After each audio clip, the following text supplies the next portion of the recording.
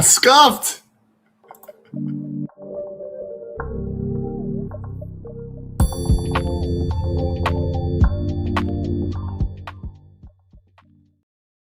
Some scuff in here today because I got a lot of stuff going on right now. I got so much stuff going on right now that was 100% scuff. But it's good to see everybody here. What's up? Good to see you in the house. We're doing true crime, so this is my first time doing true crime. So like the format that I'm going to be doing it, which is kind of chill, going around, reading different articles, reading different things. The microphone is weird. Hold on. Hold up. Is it better now? Okay. I think that I fixed the problem, guys. Wrong microphone. Only moderate. No, it's moderate scuff. It went from light scuff. When I messed up the intro to moderate scuff when I mess up the microphone. But the scuff is real. We've never hidden the scuff. The scuff is always on this channel. I am a rock out with your scuff out sort of thing going on. So we got that going on today. I still got a freaking cough.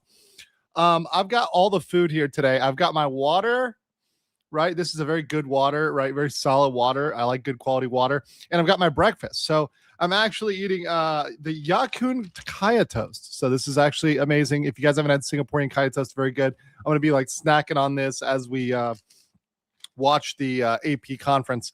And then I've got my coffee here, very good coffee. Now, one thing I need to tell you guys, because most of you guys don't understand living in Asia. And I am I'm actually, especially now, I try to be as environmentally just conscious for myself, not for anybody else, not because I think it's going to change the world, not because I think it's going to matter. It probably won't, my individual actions, but I'm sponsored by Water and Kaya Toast. Yes. No, I wish this place, new place, but to be honest, this is really freaking good. I love this. The toast that binds, the flavor that love defines. It's a coffee stall since 1944 in Bangkok. I didn't know that. Yakun Kaya Toast. If you go there, tell them Legal Mindset sent you in Bangkok. Be like, hey, this is approved by Legal Mindset, right? Let them know. And also, what I want to show you guys is so about environmentalism. What you guys don't know is the coffee in Bangkok, when you usually order a coffee delivery, it doesn't come in a cup, it doesn't come in the cup and the coffee's already in the cup. No, because they put it on a motorbike and it's gotta get there and not splash around. So the coffee comes in a bag. So it is in a bag, a plastic bag. So every time you order a coffee that's delivery, you're getting a plastic bag that's going down. Now, today, my favorite coffee stall is actually not open yet. I don't believe it opens till 8 or 9. I forget which time. It's all morning to me, but I know 7 is too early. So I needed to order from the store. So typically I don't do that because I don't want to waste the plastic bag. But yeah, that's Asia, so anytime, we talk about reducing in the US or Europe, it really doesn't change much for Asia. So what we're going to be waiting on today, and let me show you guys this just so you understand, and we'll see how this rolls. There's an AP press conference. It's not going to have really commentary or anything else, but it's going to be on the Brown shooting, which may be linked to the MIT shooting that I covered. So this is really interesting. So we now have 2 shootings, which are potentially related, right? Which is crazy. And then I've got a fast facts coming up afterwards on the Reiner murder, right? Which, as far as I know, is not linked, but that would be really crazy. Wouldn't that be let's put on our little Alex Jones tinfoil hat and do the stupidest thing ever? Because I'm just a stupid lawyer here. Look, here's the thing. Fine. Listen, I'm gonna be honest with you. I'm kind of retarded.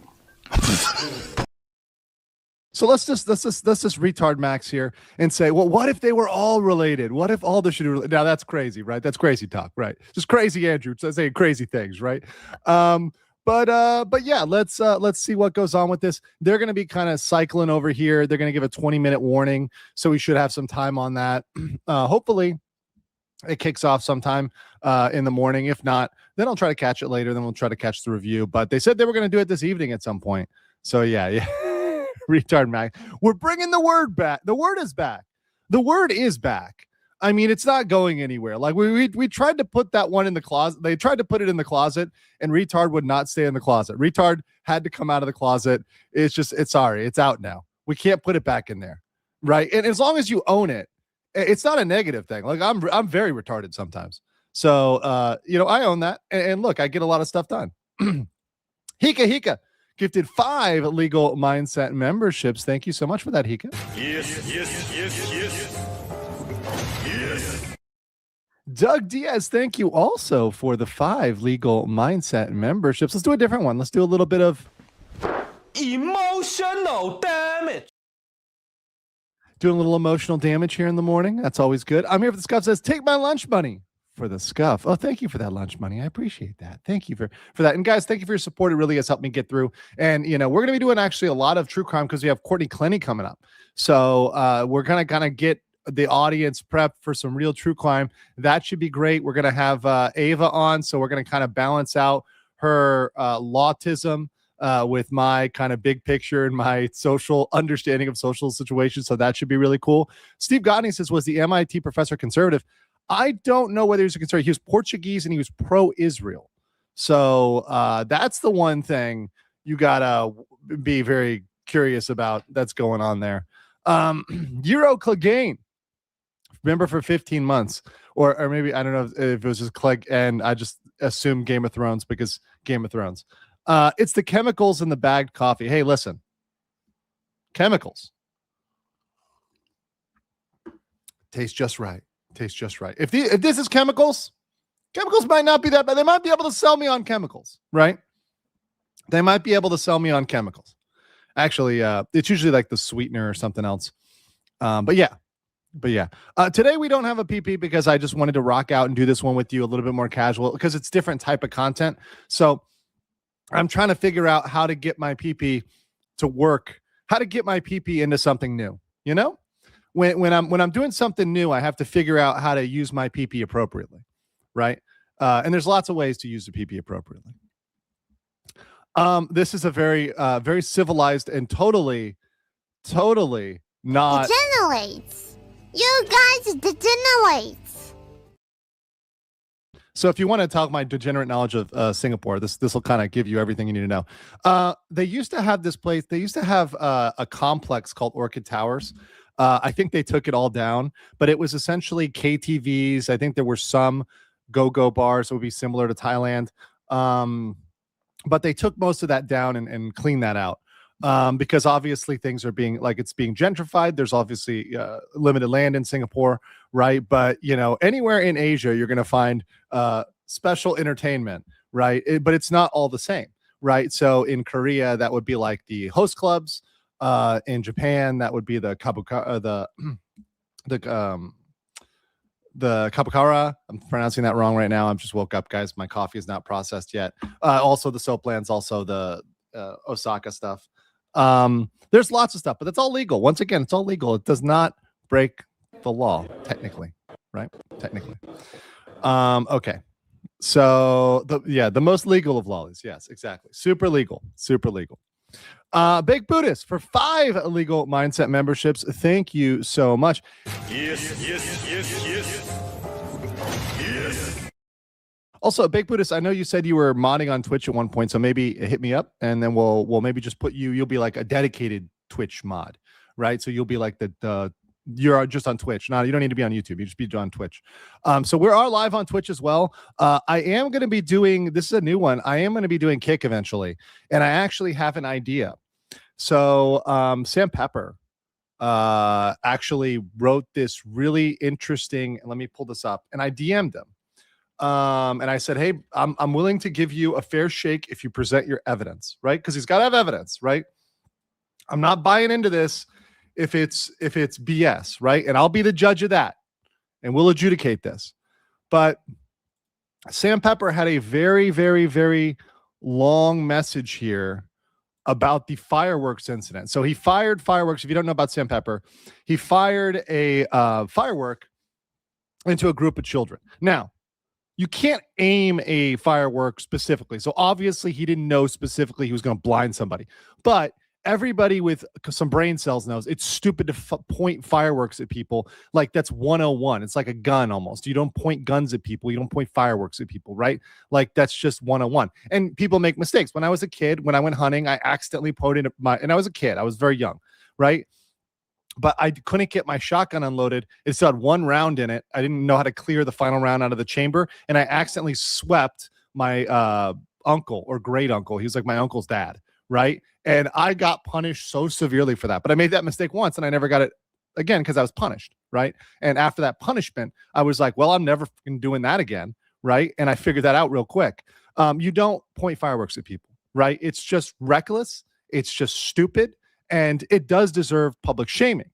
However, Sam's point here is, and I guess we have time to read this since let's see, this haven't started yet and they haven't given us a 20-minute warning. So maybe I'll read this for you guys just so you understand Sam's point. And I once again I offered to interview him on this. So if I interview him on this, I will put this on Kick. So I will do an interview with Sam and put it on Kick. So people see, and I want people to know, especially the Kick audience, that I'm willing to give the IRL streamers a fair shake if they actually have evidence to support their claims. So they have to have evidence. That's the key here. A lot of times they're just saying shit and they have no proof to back it up. They're just talking shit. And that's what they do, just talk shit. And a lot of them just talk shit. But if they actually have evidence to back it up and they're telling the truth, then this might be a thing. So let me put this up here and let's the font is really small. Let me see if I can get it a little bit bigger for you guys. There we go. Okay. This is from Sam. By now, most of you have seen the clips about the fireworks incident in India. The reason I've been silent until today is that I've been working in the background to help the young girl and her family and make things right. Now, I want to explain exactly what happened and how I'm trying to fix it. A couple of months ago, I was live streaming in India during Diwali, which is a Indian holiday, by the way, in case you guys don't know. And by the way, a lot of Indian holidays are really cool. I like Indian food. I had some great Indian food the other day. You know, there's a lot of positive things about India, right? I think a lot of the anti-Indian bias is purely because of the population distribution when they look at incoming migration. It's not because of an inherent problem with the Indian people. In fact, if you look at a lot of Indian people, they've integrated very, very well in different countries, and they very much are British or American, et cetera, right? So just want to comment on that. But at one point, I shot a firework at a group that had been firing at us. I didn't know kids were playing and the fireworks struck a young girl, which I later found out it caused corneal damage. Now, this is the point where I don't know whether or not he's telling the truth on that. So I don't know whether he didn't know kids were playing. When I looked at the video, it looked like he saw there were people over there. So I think pointing it at people, regardless of their children or not, is a problem, but okay. You know, harming an adult is still bad. Harming a young girl is worse, but it's still all bad, right? You shouldn't be hurting people. That's on me. I really effed up. I'm an adult. And where's the swear jar? We don't have the swear jar today, so I have to say so. So I don't have the swear jar's over there, and I don't want to get up right now. So I'm not gonna curse. We're gonna try that on these. That's on me. I really messed up. I'm an adult who should have known better than to play stupid, dangerous games. I really felt like S about it, and I wanted to make sure the girl was okay, but the family didn't speak English. So then my friend Deepak, okay, my then friend, so this is like ultimate betrayal, right? Anime betrayal. You weren't aware I was streaming tonight. Make sure notifications are on, guys. YouTube has been definitely censoring me or doing something. Something's up with YouTube. Maybe I haven't been streaming enough or whatever, but make sure your notifications are on. Something's going on with YouTube. I'm gonna get in contact with them again because I might be a political thing. I don't know what's going on with them. Trying to censor a certain viewpoint. They're really guilty of that. So we'll see. And guys, I may actually start another social media campaign on that, because these guys literally don't respond to anything but a social media campaign. Just try it, toast, bro. So good. Once again, Yakun, Kaya Toast, Bangkok. The toast that binds, the flavor that love defines. So good. They're not paying me, by the way, but I love their toast. All right. I just like things, you know. I just like things. Oh, by the way, species 3167 got Gendo over there. Gendo's in the house. What's up, Gendo? Yes. Listen, I'm not going to do that weird stuff with Ray, okay? We're not doing that. Okay? All right. So then friend Deepak, a local, spoke to them and apologized on my behalf. He told me they asked for 3 lakh rupees, around $3,600, and payment for future medical care. I agreed to everything and sent the money to Deepak instantly. He reported that the family was beyond happy, and I was like the kid's new father and could visit anytime. So, resolved. And to be honest, guys, you got to remember, I know it seems like that is not a lot of money, but in other countries, medical care is not expensive. Here in Bangkok, if I need to go get something done, I can get that done for like, 3,000 baht or something like that. Go to the best doctor at the best hospitals, some of the best hospitals, Bumrungrad, Samita Veg, Bangkok Hospital, top hospitals in the world, and definitely in Asia, for cheap. And so that in India, right? So we're going, the cost of living is even lower there, right? That is a ton of money. That is a massive amount of money. I know that we may scoff at that because that 3,600 is like in America what it costs to like fill your gas tank for 2 weeks. I'm exaggerating here, but you get what I'm trying to say. Inflation is ridiculous, but that's a lot of money. That is a lot of money for a lot of people, and you have to understand that. I also have to understand, like, sometimes when I'm abroad, sometimes for me saying, oh, I don't have money is like, I still would have more money than the average person. Right. So you have to be aware of that, conscious of that, and thoughtful of that when you're traveling. Right. And another thing is, this is a good thing for traveling. Don't say things are cheap. You can say it's a good price, but saying cheap implies like there's a qualitatively low and something like that, or they're stupid for selling it that low. So just saying it's a good price is usually more polite. Okay. Let's continue. He told me they asked for 3,600, right? So we got that part. I agreed to everything and sent the money to Deepak.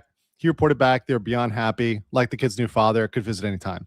Then the Indian press picked up the story. Hindustan Times, what's up, brothers? What's up? And people were understandably angry at me.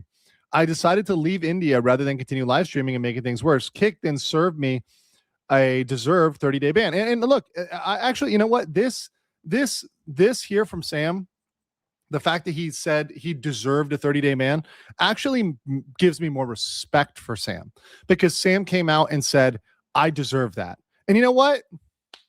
Good for that. I appreciate when somebody gets a punishment, they take their punishment, and they are like, you know what? I probably deserve that. You know what? These are the consequences that flowed from my actions. I kind of deserve that. I get that. That's cool. I understand that. And more respect for Sam for kind of owning that. Right. Everyone, there needs to be some consequences for your actions. I understand, especially if you mess up. So took his lumps. Good man. For that part. Now, once again, I'm not fully endorsing Sam here. I'm not saying everything is true. We need to see evidence here, but he's admitting publicly that he deserved it. That's worth something, right? Later, some influencers went to the family's house to film content about the girl's injury for their channel. So, in this case, it goes to the milking phase, right? Where people are going to go out there and milk things.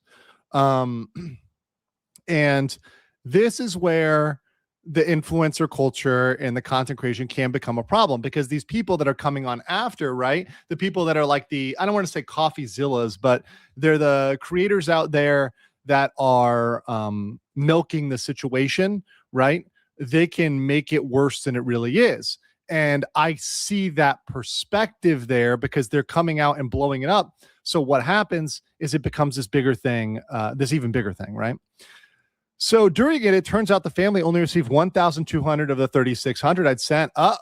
Which suggested Deepak. Dirty Deepak. What's with these D names? Dirty Denims, Dirty Deepak. It's not good. It's not good. And I have it's not good. It's not good. I don't know. I confronted him on the phone, and he couldn't explain where the money went. So I then sent a trusted friend. More important to have a friend you trust than just some dude, to speak to the family and find out the truth. This person spent 6 days with them and confirmed the girl has corneal damage. That's really horrible. They said with the right specialist medical care, there's a chance her eye could heal. So I offered them a long-term plan to help facilitate this. I said I'd pay to send her with a family member to Mumbai. That's, of course, as you guys know, Mumbai is a very large city with top-class medical care in India, right? Some of you may not know Mumbai. To see a top eye specialist, and I would give them extra cash to support them along the way. In addition, I offer to pay for the girl's private schooling up to the age of 18. So that is above and beyond. So this increased offer is above and beyond probably what, even if they went to court and fought this out and settled it in India, she probably wouldn't get this, right? This is very generous, right? Very generous offer. The total amount came to $20,000, right? That is a ton in India. That's a ton in India. So this is what he came to. Now watch what happens. The family was excited to go ahead with the plan. By this point, the family had blocked multiple influencers who kept turning up at their house asking for photos and videos of their daughter for tweet clickbait while offering no real help, which is reasonable. Once again, think of the poor family. They're now being like milked for content. That's horrible, right? To just be milking them for content consistently. One influencer specifically contacted the mother's employer, which is horrible. Once again, leave people's family alone. Why are you bothering the family? Why can't they just go about and continue their life? Why do you have to continue to harass the family? I said this even when we're covering the Somali case. I said, guys, do not, people kept trying to drag people's family into it. I'm like, do not bother the family, right? They have nothing to do with this. Like, what is wrong with you people? You people are deranged, right? Leave people's family out of situations. You should not be dragging their family into situations. One influencer specifically contacted the mother's employer because he'd been blocked and passed on a message that said for the family not to accept the money. He told them he could raise $275,000 for them instead via a fundraiser that didn't exist. Plus, sending large fundraiser amounts into India is extremely difficult because of strict financial rules due to past scams. That's if he was even able to generate that amount of money. There's no evidence. Okay, so this is some bullshit. So, I mean, look at Dirty Denims, Frogan, and Casey Tron. Between all of them, they couldn't generate over $100,000, right? Or whatever. They couldn't generate $275K. Right? I don't know. I have to go back and check the numbers on them, what they totaled up to. But the point is that none of them individually could get over 100K, right? And they certainly couldn't get 275 combined. And these are people that were publicized widely on the internet. I don't even know who this influencer is, but he probably doesn't have the influence to go beyond that. So essentially this influencer gassed them up and lied and essentially lied about what was going on there. And we see the kind of the fruits of that, which are that the family, and this is the outcome, due to the flimsy outside promises, the family are hesitant to accept my offer of guaranteed and immediate support. Because you got to understand, when you're living hand to mouth, when you're that poor, all you care about, you're just thinking about money, money, money, money, money. And when somebody comes and says, I'm going to give you more money, like, oh, more money, right? But you're not thinking critically about whether that's a scam or whether that's true or whether they're going to keep their promises or something else, right? And if you really deal with people that are really poor, they're very focused on like money, they can get right away, right? And there's some wisdom to that, because if you have to eat, right, you need to eat today, not tomorrow, right? So there's some wisdom to that, right? Short-sightedness versus long-sightedness. There's some wisdom to short-sightedness. But understand that when they're looking at money that could have changed them generationally, that's like generations of wealth in India. Of course they were lured by that. Of course they were tempted by that. Of course, right? And I understand why life-changing money would sound appealing to them in their current situation. Now I'm trying to find a middle ground that can help their daughter and give their family the financial support they need. I'll never be able to undo my stupid fucking action. It's true. But I can transform their lives forever, and that will at least help in some ways. Yeah, that's possible. I really want to help them with this long-term issue. And because of that, I'm exploring ways to go beyond the 20K offer that's still available. Honestly, if I interview Sam, I'd ask him, I don't think he should go beyond 20K. I think 20K is very generous. I think 20K is very generous. I found a way to borrow $100,000 to give it to them if I can prove I have income to repay it. However, I'm currently banned on Kick despite serving the original 30-day ban. I understand why, but I'm asking Kick to overturn this decision so I can help fix things for the family. I'll then be able to take out the loan and hand it directly to the family and provide proof of the payment. To put this in perspective, their rent is $50 a month. The dad earns $60 a week. $100K to this family is equivalent of 167 years of rent or 32 years of full-time work. I'm asking Kick to look at my track record on the platform. I've traveled around the world live streaming without attacking people or reporting violence. Now, I will say Sam has done some sus things. Sam is not a little innocent angel, okay? Sam is not an innocent angel, but he hasn't been violent. That's for as far as I'm aware, other than this incident, I don't think that's true. He's done some dumbass shit. And he's done some things that I think were kind of pushing it, for sure. But you know, I'm musing on this now. By the way, how are we doing on the goal? We're 1 towards the goal. Okay, I'm not finishing my coffee till that goal is done. All right, but this toast is delicious. By the way, Jim Blade says chemicals are my favorite flavor for 20 Norwegian krona. Unbound Valkyrie 9489 says for the swear jar. I gotta go get this. Why are everybody tipping the swear jar? Okay, I'm wearing pants today, guys, so I can actually show you my pants. But I'll show you my pants, and I will go get the swear jar. Even though I'm trying not to swear. Let's see which one should we play during this one? We can do it. We'll be right back. Okay, we'll do it. We'll be. Are you guys enjoying the stream today?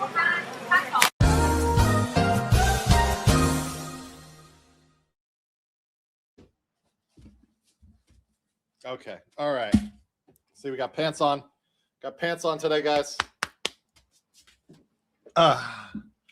We're fully pantaloon today, guys. Remember, I said today. I didn't say every day. Imagine wearing pants in 2025. I know. It's crazy. It's crazy. Those pants are they're literally like brought to you by, which ones are these? These are Page. I believe these are Page pants. Very good. Very quality pants. I buy one pair and I can wear them for a long time.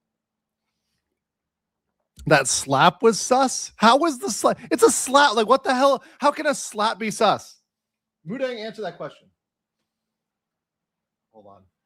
I gotta center Mudang. Mudang's kind of sus right now. Okay. Whoa, Mudang. Okay. Mudang needs to be properly positioned. Okay. She's out of frame. There we go. Okay. Now it's more sus. Why is it? Yeah. Okay. I like pants. Yes, I like pants too. Imagine wearing pants. I know. Mudang is drunk. Mudang is not drunk. It's the morning. Mudang is underage. Mudang only drinks water. Right? Mudang has not been drinking. Mudang gained weight. How dare you?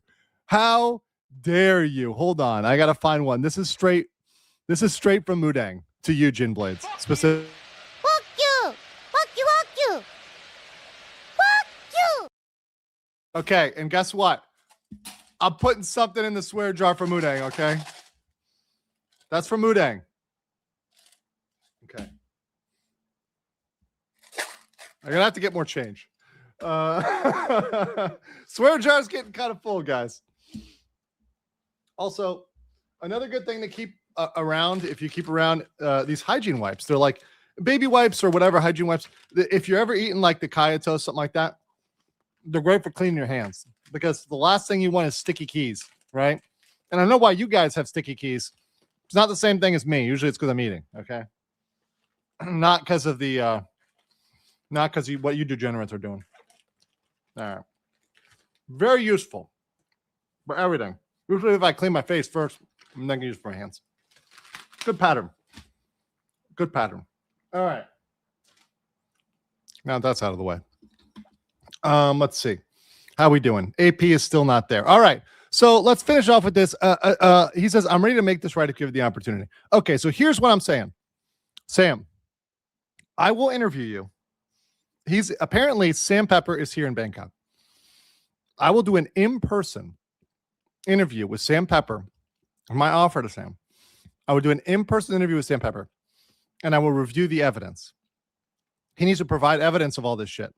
I need to see that this is true, right? It's not bullshit. And if he provides all of the evidence, then I'll help him clear his name, and I'll advocate to kick on his behalf, right? And I'll make the campaign on his behalf. But he's got to provide the evidence, because a lot of times people are just talking shit. They don't actually have the backup. They say all this stuff. They're full of shit.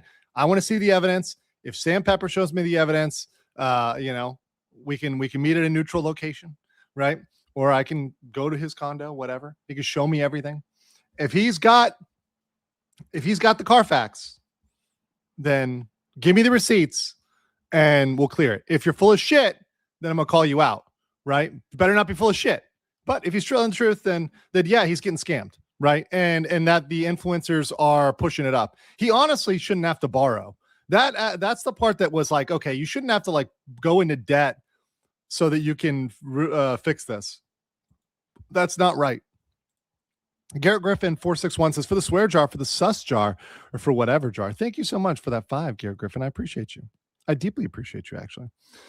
Put the fries in the bag. That's right. That's right. Also, guys, remember, we are live on Twitch. And it's been a pretty interesting little experience over there, right, on Twitch. So good to enjoy it with all you guys over there. Shout out to Gordania VT says happy time zone over there. First time chat. We also had a first time chat from Herp Derp McDerp Alert. Good to see you guys. Says audio on Twitch is of lower quality than on YouTube. It's peaking. Interesting. Does Danielle get head mod there? She's the only mod right now. So I have to go distribute Twitch mods like the mod fairy over there. But we'll, once again, we'll grow on all the platforms. We'll figure it all out. I think the 3 platforms, the big 3, the holy trinity, we're going to call it, is just going to be Twitch, YouTube, and Kick. And then we'll see which one wins, right? We'll see which one is better. I'll try all 3. Everyone is all talking shit about which one is better. Well, I'll try all 3 and we'll see which one is better. And we'll see which one is the best, and we'll see what happens, So I will be the judge of that. I will be the judge of which platform is the biggest, right? So what's up? Also, Tank Rat, I see you go over there. One of my OGs over there on Twitch. Good to see you, my friend. Good to see you. And we're getting more purple in here. The Twitch is taking over. Digital TA says more of my domain. You're multi-streaming for the win. Yeah. I mean, I'm happy to be on all platforms. I have no problem with that. I have zero problem with being on all platforms. So if YouTube wants to start being weird, that's fine. We'll just go be on other platforms as well, right? I don't have to be. This hoe doesn't have to be loyal. Okay, I got to put some in the swear jar for that. I'm gonna put just 1 in the swear jar. We're gonna start just putting 1 in the swear jar. I almost threw it in my coffee. Okay, here we go. One at a time. We're going. I was like just grabbing handfuls of change there. We got to go 1 at a time now. 1 at a time. All right. What's next? Okay, let's do a little interrupt here with something to brighten your day, because all this true crime is kind of depressing. So I think you need a little bit of something to brighten your day. Here's something to brighten your day. Here's a Kim Jong-un cosplay in Osaka, Japan. Look at this shit. Look at how cool this is. Where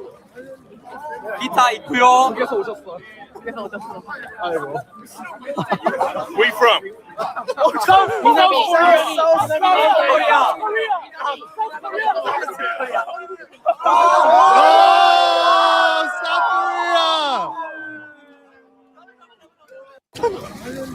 Oh, I love you. Thumbs down the South Koreans. Where are you from? South Korea. Oh, that's hilarious. That is hilarious.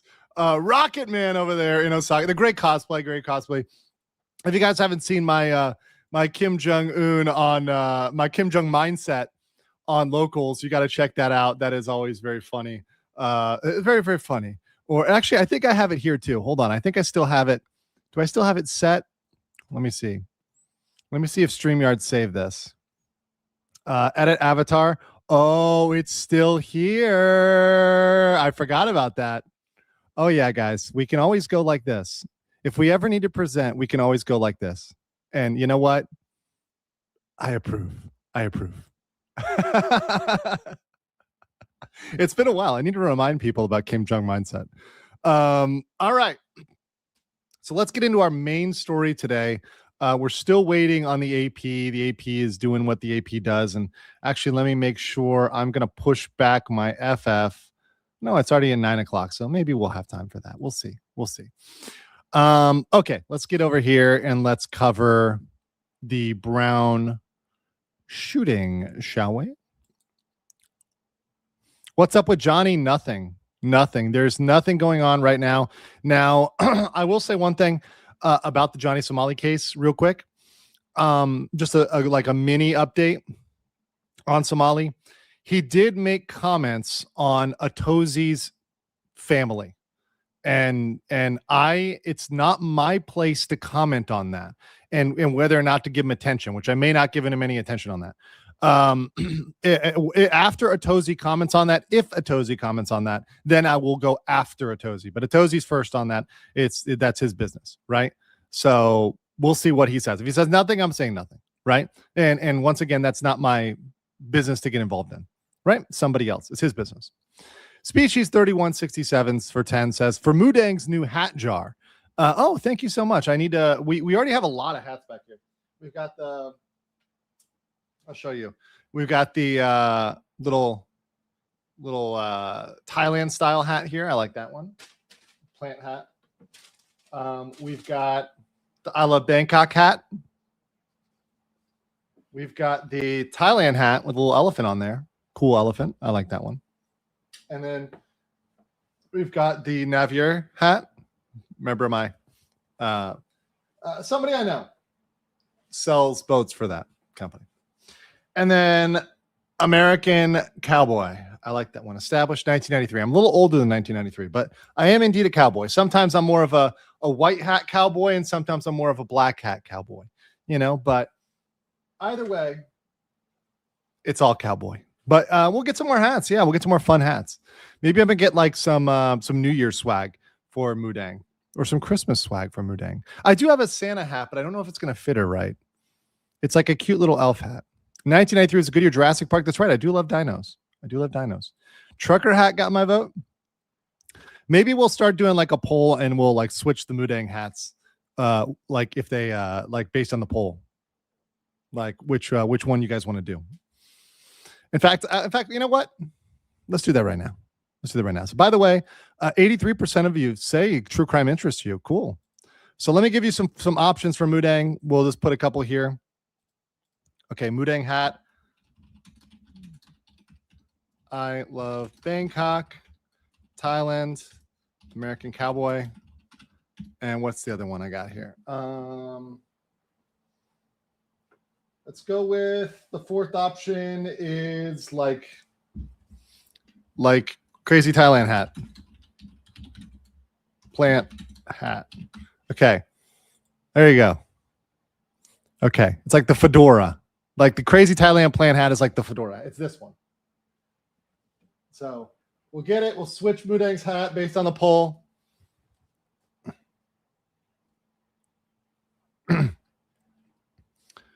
Oh, did I accidentally hit? What the heck? What the heck just happened there? Okay, hold on. We're still good. Okay, sorry. It switched over and it was like really weird in the background here. I guess it isn't caught up. Hold on. There we go. All right. Yeah, so this is the crazy Thailand hat.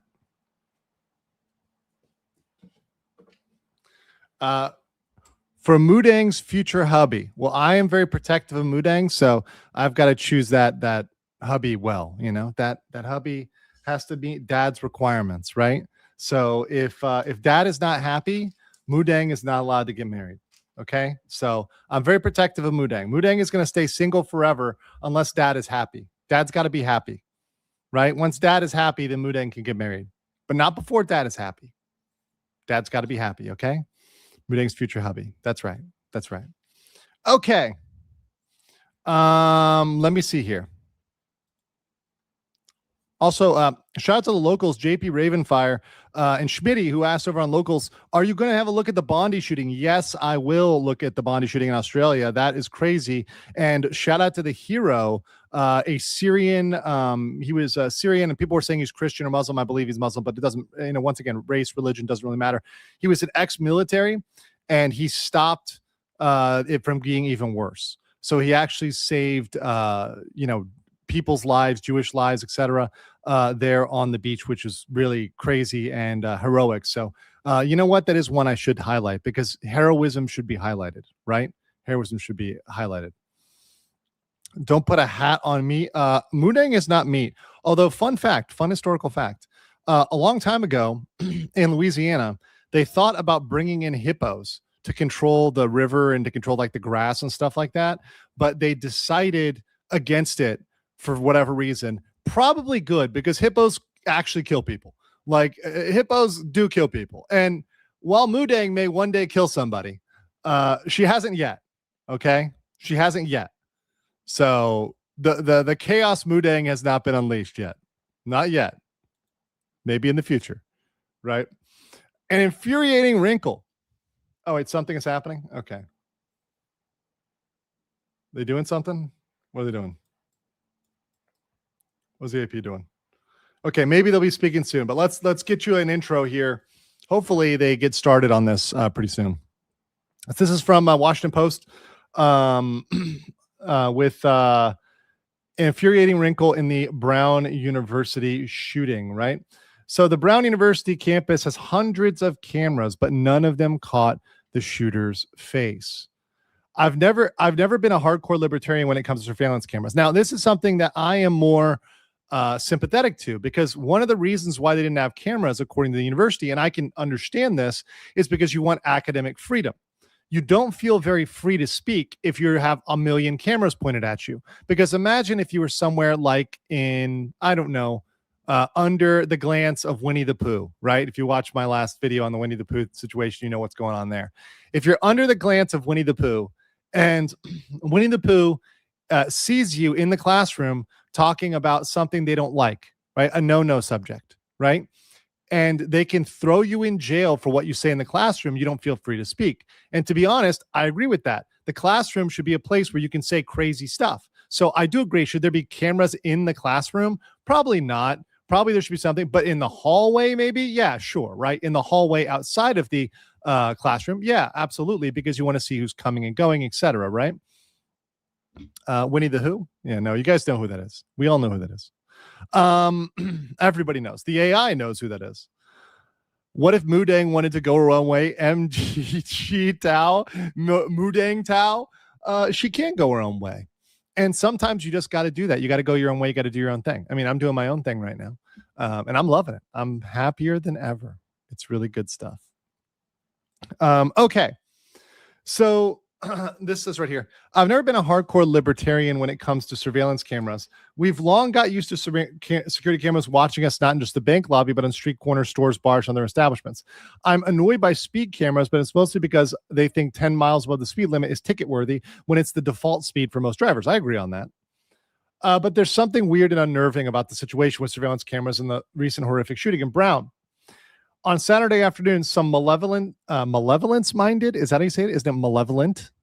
Anyways, I don't know if whether that is, I'm not smart enough to know that. I'm kind of simple, man. Brought either a very long gun, you say, like long gun. I mean, a long gun is perhaps what's liked by the... Oh, shit. Here we go again. Low, man. I mean, a long man might need a long gun. Just saying. I'm going to go gun shooting here very soon in Thailand. And I'm very excited about that with a Thai influencer who really does gun stuff. So I'm really looking forward to that here. And maybe I'm going to make some footage of that. And maybe I'm going to post that on my Instagram or TikTok or something like that. Maybe on YouTube short. So look out for some gun tent from us. Okay, let's continue here. Also, Patrick, enjoy yourself. I see you checking out, but I love you, buddy. One of my OGs. Take care. Okay. He came with a long gun or a 9mm handgun. Well, that's a big difference. He entered room 166 in the Barris and Hawleaf building, where students were wrapping up a final exam review for Econ 110, the principles of economics. Oh, the principles of economics. How high-minded, right? He went on a rampage, firing more than 40 rounds, killing 2 people and wounding 9 more. Well, to be honest, 40 rounds could have been way more if you know anything about guns, right? I think a lot of these writers don't know much about guns. 40 rounds, I could fire 40 rounds pretty quickly. So depending on what type of weapon you're using, of course, right? And how fast you reload, etc. But could be more.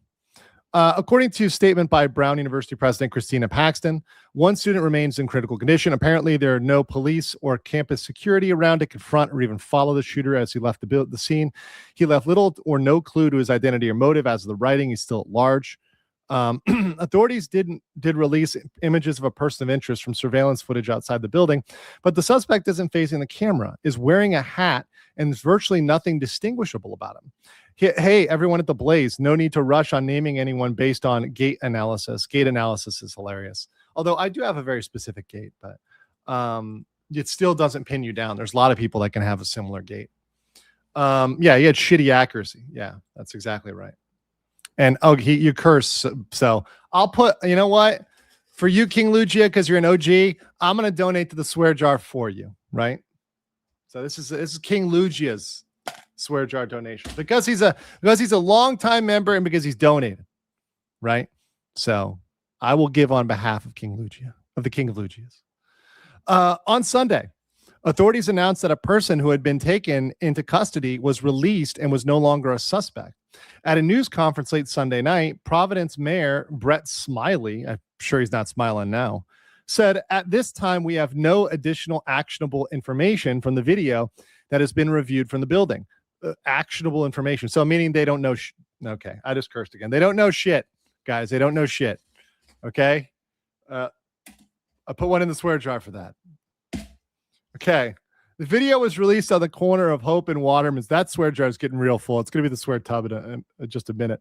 If you are in that area and you have video and you have home video, Ring camera, security camera, and you're a small business owner, please reach out to us. Call the number 401-272-3121. Guys, do not prank call that number. Be serious. Okay, please. The FBI is welcoming tips in the investigation.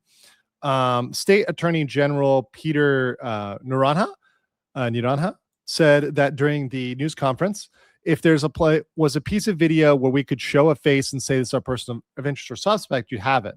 On Monday afternoon, the FBI, are they actually doing their job for once, FBI? You guys actually working? Because, otherwise you might be disbanded soon. Better start working, FBI. The FBI had released additional images of the suspect, but these images were similarly unrevealing and grainy. Not good enough, bros. Now, if your gut reaction is an Ivy League campus must have security cameras all over the place, your instincts are correct. Back in 2021, John Wren, the fifth-year doctoral student at Brown, wrote in the newspaper, the Brown Daily Herald, that the school was becoming obsessive in surveillance. Since 2017, my friends and I marked the locations of approximately 150 surveillance cameras on College Hill. Wren wrote, "This is only a fraction of Brown University's more than 800 cameras. The scope of surveillance is staggering. It's impossible to cross Brown University while being surveilled. I encourage you to try." Apparently, the shooter figured it out. That sounds sus. Doesn't this sound sus?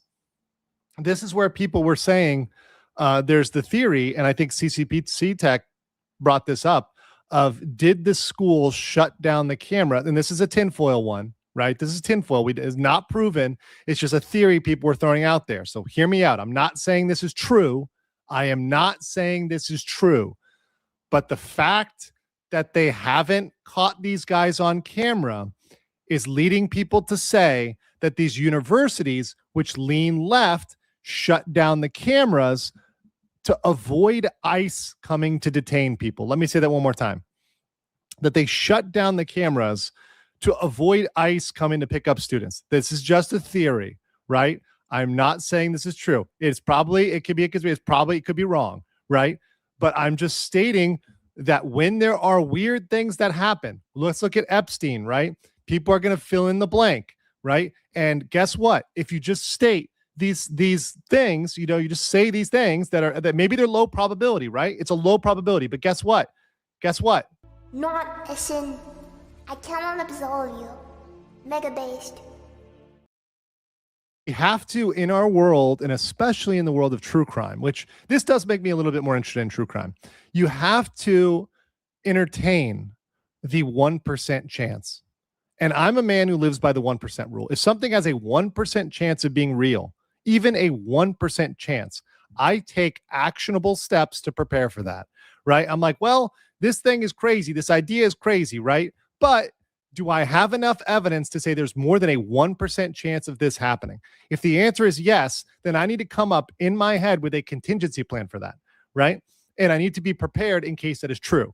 And if that is true, I'm prepared for that 1% plan. And that's risk mitigation, right? And then I have a plan. That doesn't mean that's going to happen. Doesn't mean I'm just like, oh, okay, this could happen, right? For example, there was an earthquake in Bangkok. I don't know if you guys know about this. It was the type of earthquake that only happens probably once every 40 or 50 years. So there's probably a 2% chance of another earthquake happening. But after that first earthquake happened, I have to think, okay, if an earthquake happens, what is my plan? What is my, strategy, right? Because there's more than a 1% chance of it happening, right? So you just got, once again, it's just risk mitigation. And you just got to think about it. Once you've thought about it and you figured out your plan, you're good to go, right? So, and then you just go about living your life.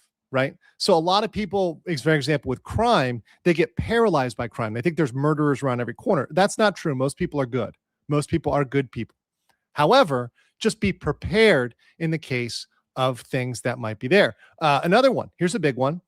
Double mirrors in love hotels and in a lot of the shorter time hotels, what they have in Korea and Japan. And I've done a lot of episode. I used to do episodes on those because a lot of times when you stay in the smaller towns, they only really have those type of in Korea or Japan, or mostly Korea. They will. Those are the nicest hotels to stay in, but they're essentially a love hotel where people bring ladies to, and some of those mirrors will be double mirrors. So the easy way to tell whether it's a double mirror is you put your finger up against it, and if the fingers touch, then it might be a double mirror. You can also flash a very bright light to check. And if you put it close and you see details on the other side, it might be a double mirror, right? You just got to be prepared that these things exist. There's more than a 1% chance. Just check. And once you check, okay, let's see. Is the AP, are they doing something here? What are they doing over here? Okay, hold on. This guy's looking, okay, let's make fun of this guy. He's looking weird right now. Look at this guy. Okay, hold on. Let's go over here to this guy. Okay, so we're waiting on the AP footage, but look at this guy. He's got a little headpiece. Okay, they turned away from him because they didn't want me to mock him. But I think they're watching me. Let's see. Is the AP watching me? Maybe they're watching me. Sorry, AP. But you guys are kind of funny. Kind of funny. Okay. Maybe they're Legal Mindset fans. Who knows? Let's minimize this. Let's see. They got 910 watching. Let's see if we can beat the Associated Press. That'd be kind of funny. But by the way, guys, credit to the Associated Press. I'm not trying to be a market. This is not a substitute for their product. They are, and let's give them a little credit here right now. You can go over and watch the unfiltered commentary on the Associated Press if you want it with none. And you can go over here and let's give them a little subscribe. So we're not taking away from them, right? And let's go give them credit. This update on the Brown shooting. So thank you, Associated Press, for having no commentary so I can add commentary. Shadow 1869 Night Crew, thank you for the 10 Legal Mindset membership. Yes. Tyler from KS says, news circulating. They just got him. He'd buy by himself for a long nap and a storage unit. Well, hold on. Do we have that? Do we have the ladies and gentlemen? We got them. We've got that one. Where is it? Here we go. Ladies and gentlemen, we got him. We'll see whether that's true or not. We don't know whether we've got him yet or not. I'm going to discuss this plan for the worst, hope for the best. Exactly. And I'm a positive person. I'm an optimistic person. Look, even when my videos don't do well, I'm like, all right, I'll do something else, right? This one doesn't do well, I'll do something else. The YouTube wants to censor me. YouTube wants to discriminate against viewpoints. I'll go to a different platform. Fuck you, YouTube, right? we'll go to Kick, we'll go to Twitch, we'll go to these other platforms. If you're going to be like that, okay, you're going to censor me, right? We're going to go to another platform, right? That's just the way it's got to be, Bass player 2011 IFY said, did you move to Thailand permanently or you're a snowboard? I'm permanently, so I want to be here permanently most of the year. It's like my base of operations, but I love other countries. So I love spending time in Korea, Japan, other countries. I like going back to America, but Thailand has the best balance. If quality of life, cost, friendly people, great food, great weather. It's sort of like Miami where I'm from. It's just really amazing country. Like if you haven't been here, you need to come here. There's lots of different places to visit, lots of things to do. I would highly recommend you visit at least once in your life. And the stereotypes, some of them, once again, are some things true? Sure. But a lot of them are exaggerated. Your image from Hangover 2 is not what it's like. It's way more advanced, way more modern, way more upscale than you would even think. There's stuff here that you don't even have in the United States that's way more advanced, and even the United States. And I'm not overselling it there. Okay. Hold on. King Conda, I remember for 21 months. Thank you for that. Very based. This guy's speaking. I'm going to mute him for a second. Sobery sign says car plants accept 0.0001% of their cars will hurt somebody and they pay out. One crime every 3 months is 1.1%. Really puts in perspective. Exactly. So that's what I'm saying. If a crime can happen, and you just take a precaution against that, I think that's not stupid. That's being responsible. And I think that's preparing for what could happen, right? You wear a seatbelt, not because you're going to get an accident that drive, but because the percentage chances you will get an accident at some point in your life in a motor vehicle, right? So you wear a seatbelt, right? Because at some point that you don't know, it's going to happen. So you just take precaution, right? Okay. The Sea Games is a mess. I don't know about that one. I saw the SEA games. I think I saw where that's going to go down, but I don't know what's happening there. I have to look. Maybe if that's a story to cover, I'll cover it. Could be some interesting stuff. Maybe there's some Thai true crime I can cover. That'd be interesting. There's some Thai true crime. Okay, as you can see, guys, AP still look. They're on like a cop car right now. What are they talking about? They're not talking about anything. It looks like they may. I mean, is this like they're outside and maybe they arrest somebody here? I don't know what's going on. I don't know what these guys are doing. Let's close the chat. In case their chat is more degenerate than us. We can't allow that. We can't allow that. So maybe they got somebody. Maybe.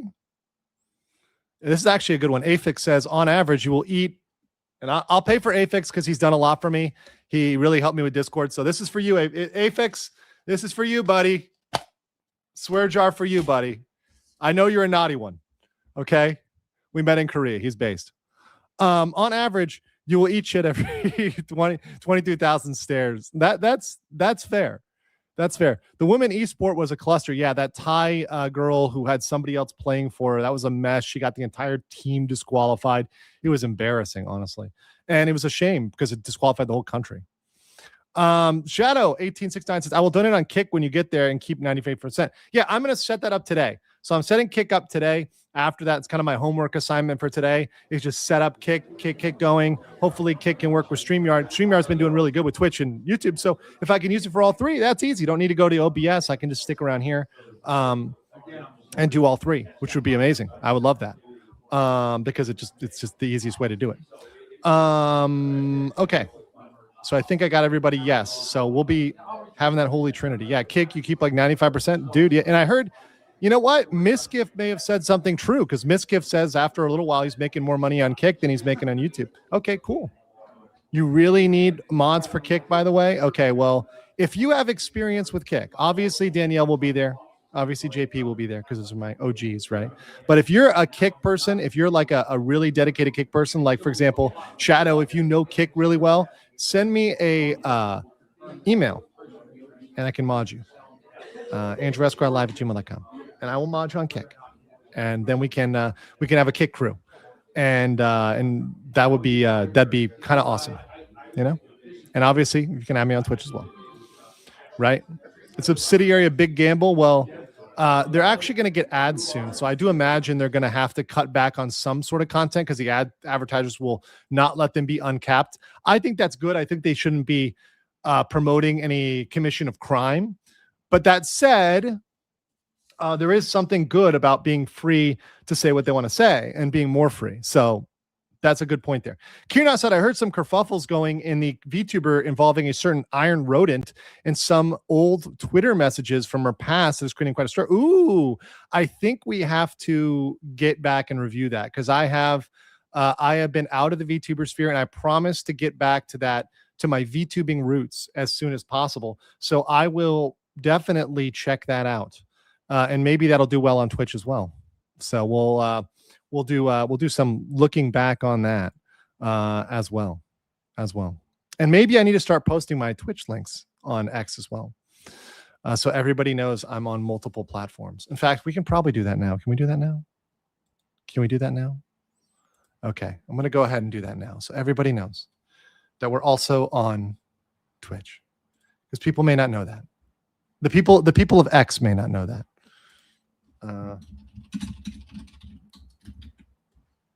There we go. So now the people of X know that I'm diversifying my platforms. Okay.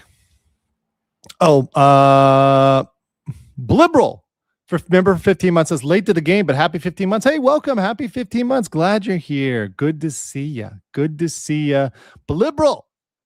Late to the game, but I'm glad you're in the game. We're glad you're in the game. As long as you're playing the game, all that matters is you're still on the board, right? When you go multi-platform, about 2-3 streams ago, a lot of people didn't catch my last ones because once again, YouTube has been heavily censoring me, probably based on politics. They are very, very biased against anybody who speaks out with a little bit more of a right side influence. So I'm sure there's somebody that they perceive me as that. But once again, I'm very fair and impartial. I've been willing to give even Hassan a chance to present evidence that he's innocent or whatever else. Or, even Destiny, for example, if Destiny had evidence and he wanted to turn it over to me, he could do it and I would give him a fair shake. But there are deranged people at YouTube and they don't like what you say. They've held back my play button, which I'm going to try again to get. We'll see if they actually give it to me. But they are motivated, and they found this at the congressional level, by political perception of politics, right? So when they perceive me as being on the right, they don't like it, right? So right-leaning is a negative thing for them, right? I'm too much for them, too much fact-based. Yeah, exactly. Wisdom, logic, and reason are far right-wing dog whistles. Exactly. So I'm like giga right-wing. So that's the reason. It's because of politics, right? And it's a tale as old as time. I've been talking about that for years, that YouTube censors people for politics, right? There's nothing new about that. That's nothing special. It doesn't need to be some sort of specific conspiracy for me. It's just they don't like people that have a certain point of view. Yeah, and I'm too sexy. That's very true. I am too sexy for them. That is very true. This is once again, being sexy. Hello, beso de pato, man. I'm just saying, it's fine. Also, it's been a while since we've got this. Speaking of VTubers, you know who we forgot about?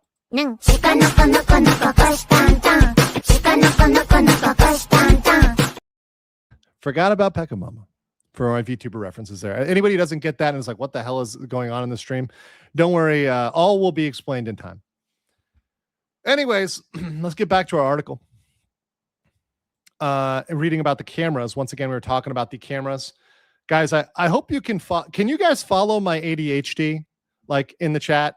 Can you guys follow my ADHD? I'm going to put up a poll. By the way, the American Cowboy hat won. So we're going to the American Cowboy hat here. We're going to transition. But I want to know, chat, can you follow my ADHD train of thought? Okay. Yes or no? Or okay, only if I'm drunk. And I'll put intoxicated because if it's another legal substance, including caffeine, that might allow you to track it. Maybe you're on a lot of Tylenol, right? Maybe you're on a lot of Tylenol. Einhander, member for 19 months, says, I hope they can perceive D's nuts. Oh, yeah. Cheers for 19 months on Lawman. Okay, D's nuts sounds like a swear. So you know what's happening. We got 5 bot here. It's 5 bot coin. I gotta go down. I'm gonna be poor, guys. I gotta move this to like 1 bot coins or something because I'm gonna be bankrupt. Actually, 5 bot. I can afford 5 bot. You know what? I'm going to go in and ask for like a roll of 5 bot coins and just use it for the swear jar. So it's like uniform. Because right now I got 1s, I got 2s, I got 5. I think there's a 10 in here. I got a lot of stuff in here. So we got to make the swear jar uniform. Politics can. I'm not reading that. That's bait. That's bait. I'm gonna this one. Look, you guys can bait me, but not that hard. Objection. But thank you. I'm not putting in for the swear jar. I didn't read that one. You're not baiting me twice, King Lucia. Fool me once, twice. Shame on me. Garrett Griffin 461 says a mere 7 months for me, but hey, I'm getting there. Hey, awesome. I'll put one. You know what? I'll put one in the swear jar, not for something bad, but for something good. Been there for 7 months. Because remember, the swear jar goes to charity. Once I fill it up sufficiently, I'm gonna bring it over and donate it to a charity. Right?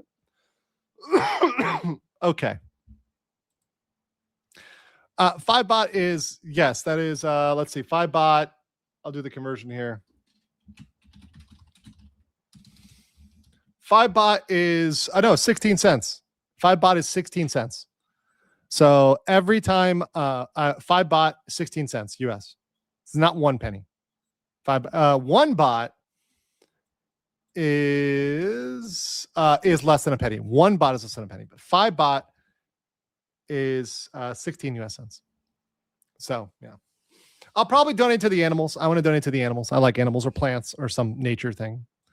Make Mudang Chibidoki's pet fund again. Maybe I donate to Cow Up in Zoo, the place that takes care of Mudang. That'd be kind of cool. And I could even like maybe go there and give the donation to them. The Thai currency is called the baht. Baht. I'll spell it in the. Oh, what? What in the hell did I just do? Okay. Anyways. Not bots. We're not talking about the AI takeover. That's not yet. It's coming.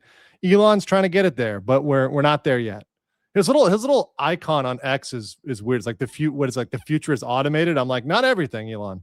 Calm down, Elon. By the way, we're at 666 right now. So I guess we're kind of demon mode. Is this our demon mode?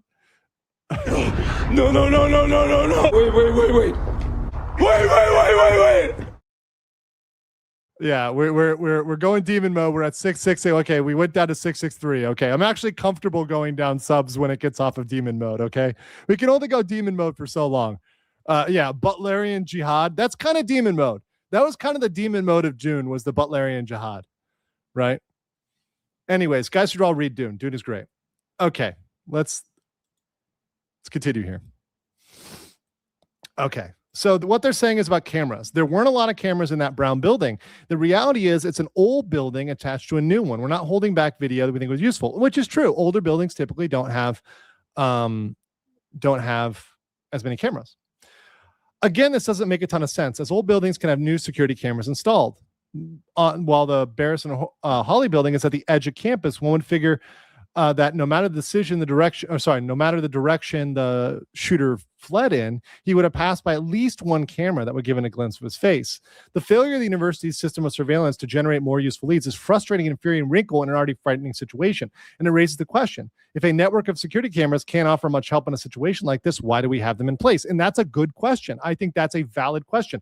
If you are the whole reason why they justify a lot of these things is because of safety and security.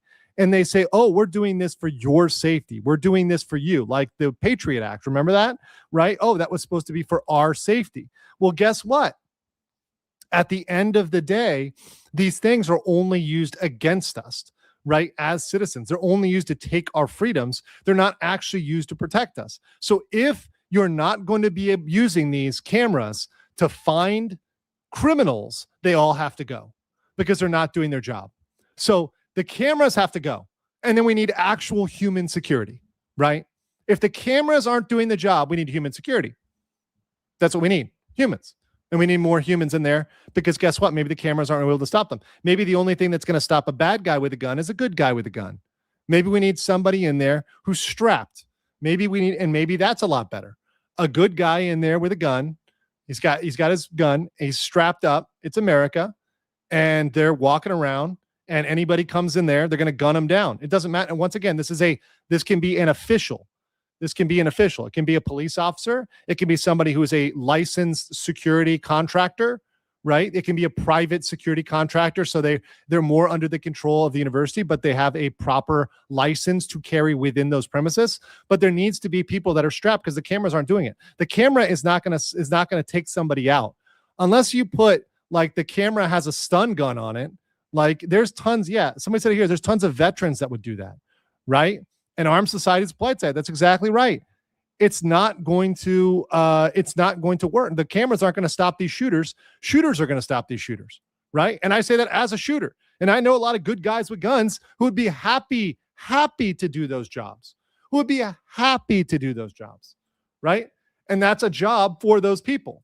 So you're literally employing Americans as security. You say you need security, right? We clearly need security. Yeah, that's right. Hire more vets. Get the vets in there, right? Breaking news. Trump is deregulating weed down to what? No. Is that real?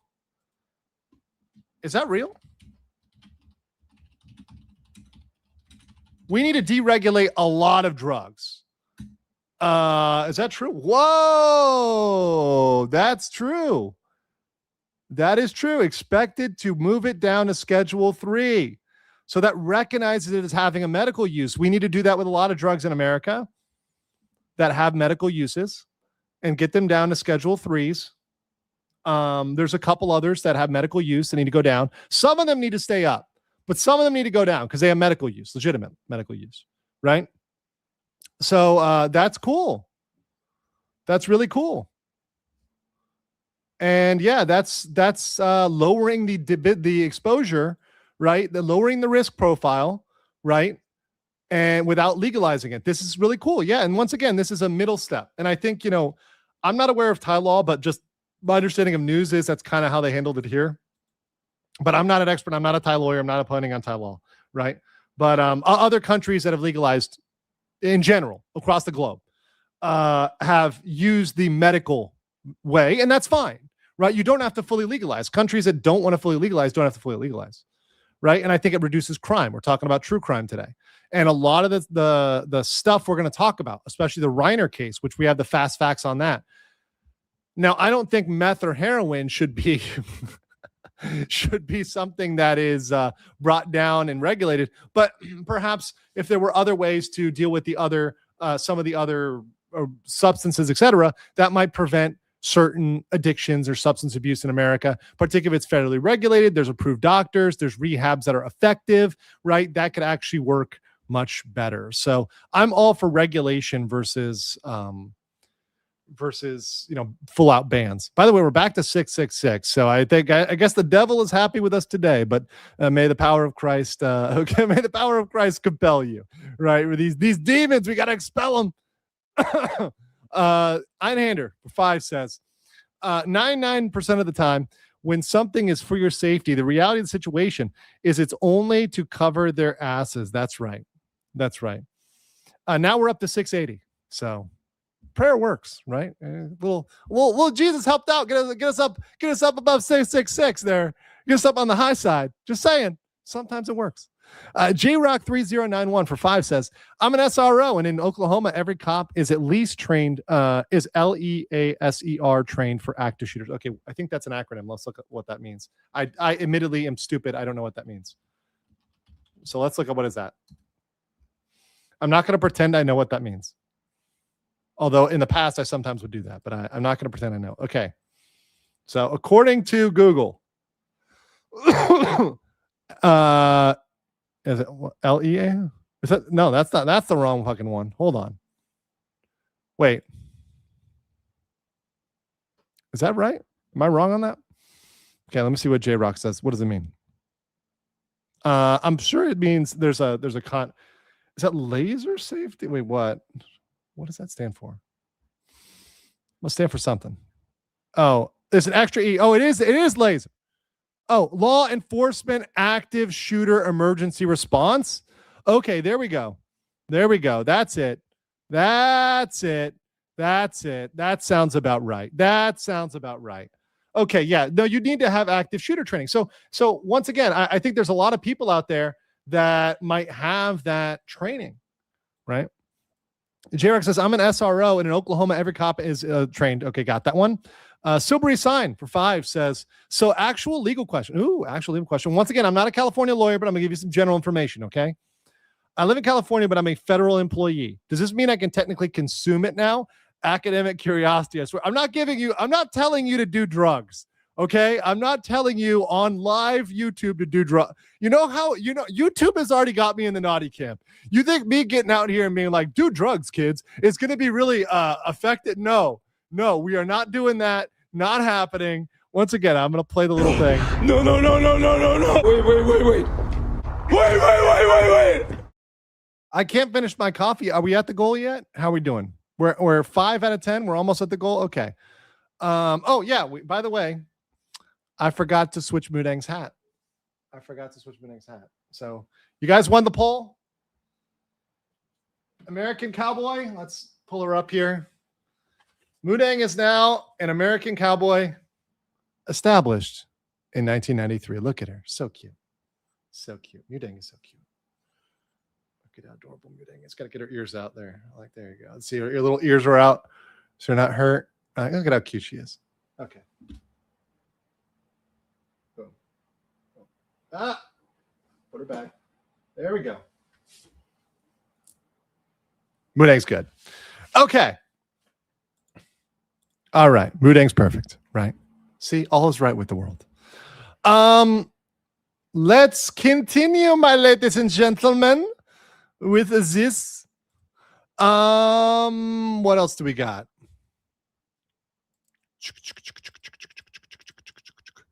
Let me make sure I caught up on locals. Okay.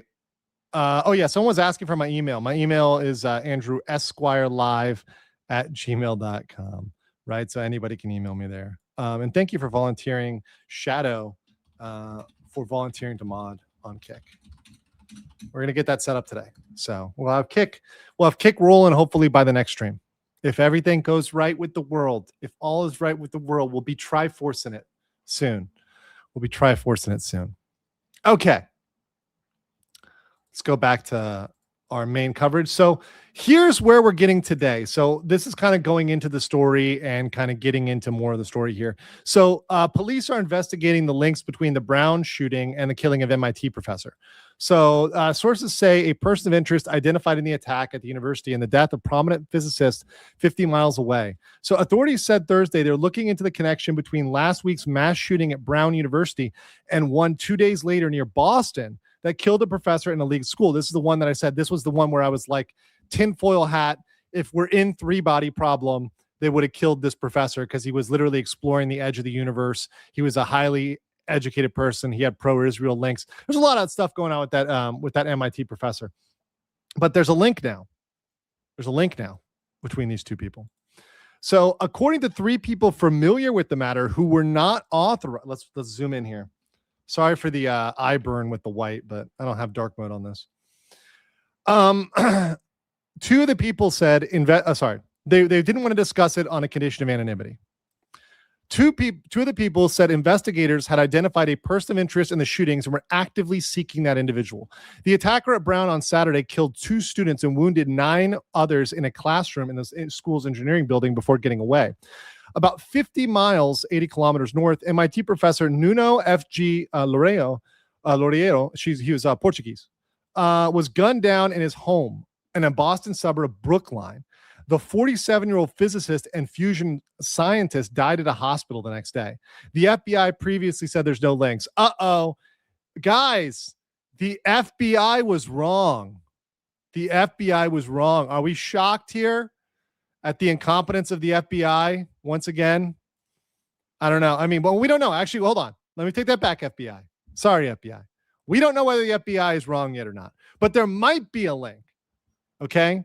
So they made a statement before they knew. What the FBI should have said was, we don't really know whether there is or not, right? And maybe they said it. They knew of no links, but early on, like anything's possible, right? You're still doing an investigation.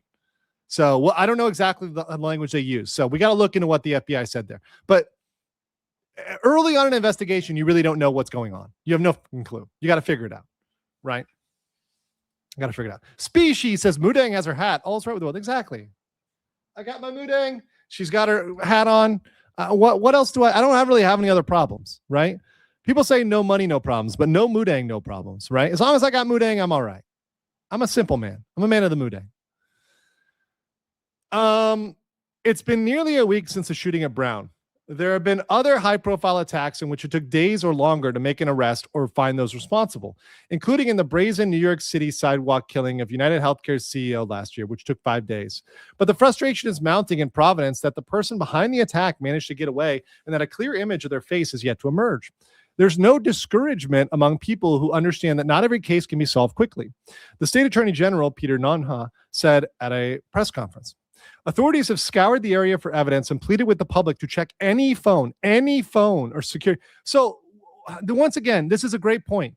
You had all of those cameras at the school, and you're asking the public to turn over their private stuff. Right? It's crazy. If we invest so much in our security and police, why are we having to do it ourselves? What do we need Batman here? We need Dampier Voorhees. We need Vampire Batman. The Dampier Batman. Actually, let's go half vampire. We don't want to go full vampire. You go full vampire, it gets a little freaky, right? Let's go half vampire. Well, let's go like Blade. I like Blade, right? Blade is based, right? So do we need Blade right now to go out there hunting these people down? Because otherwise, what the hell are you guys doing out there? We're paying you all this money. What are you doing with our money? Are you out there checking people for COVID masks and making sure you fly the right flag during the right month? Because Blade doesn't give a shit about what flag you're flying. He cares about if you're a freaky deaky vampire. And only if you're a freaky deaky vampire. If you're an okay vampire, it's fine. But if you're a freaky deaky vampire, Blade's coming for you. And we got a lot of freaky deaky demons and vampires out there that need to be hunted down. Yeah, only half is fine. Only half is fine. Just one fang. Just to see how it feels. Okay? Yeah, Dan, this theory here was they shut it down either because people or because of ICE or something. That's a theory. I don't know whether that's true or not. We don't have evidence of that, but I'm open to that being true. I am open to the possibility of that being true because it might be true. It very well might be true. Let's continue. Investigators have released several videos from the hours and minutes before and after the shooting that show a person who, according to police, matches witnesses' description of the shooter. In the clips, the person is standing, walking, or even running along the streets just off campus, but always with a mask on or their head turned. Although Brown officials say there are officially 1,200 cameras on campus, the attack happened in an older part of the engineering building that has few, if any, cameras. And investigators believe the shooter entered and left through a door that faces a residential street bordering campus, which might explain why the cameras Brown didn't capture footage of the person. Providence Mayor Brett Smiley said the city was doing everything possible to keep residents safe. However, he acknowledged that this is a scary time in the city and that families likely were having tough conversations whether to stay in town over the holidays. We are doing everything we can to reassure folks to provide comfort, and that is the best answer I can give at that difficult question. Smiley said when asked to keep the city safe. Although it's not unheard of for someone to disappear after carrying out such a high-profile shooting, it is rare. In such targeted and highly profile attacks, shooters typically kill themselves or are arrested. So what we need to find out is, did they get this guy? Right? If this update today is they got this guy, that's actually rare to get them before they get themselves. Right? Einhander said, at this point, we'd be better off just to ask Integritus and Alico. I love Hellsing. Oh, that'd be great. That'd be great. Hellsing, great anime. Great anime, Hellsing. I would take a Ceres Victoria. Ceres Victoria is hot. I'm just gonna say it. I'm gonna knock it out there, right? And the British accent. I'm not gonna lie, it's pretty good. Okay. Let's continue here. The best they can do is what they do now, which is continue to press together all of the facts they have as fast as they can. And really, the best hope for such solutions is to come from the public. Investigators have described the person that they are seeking about 5'8" tall and stocky. The attackers' motivations remain a mystery, but authorities said none of the evidence suggests that a specific person was being targeted. Lorero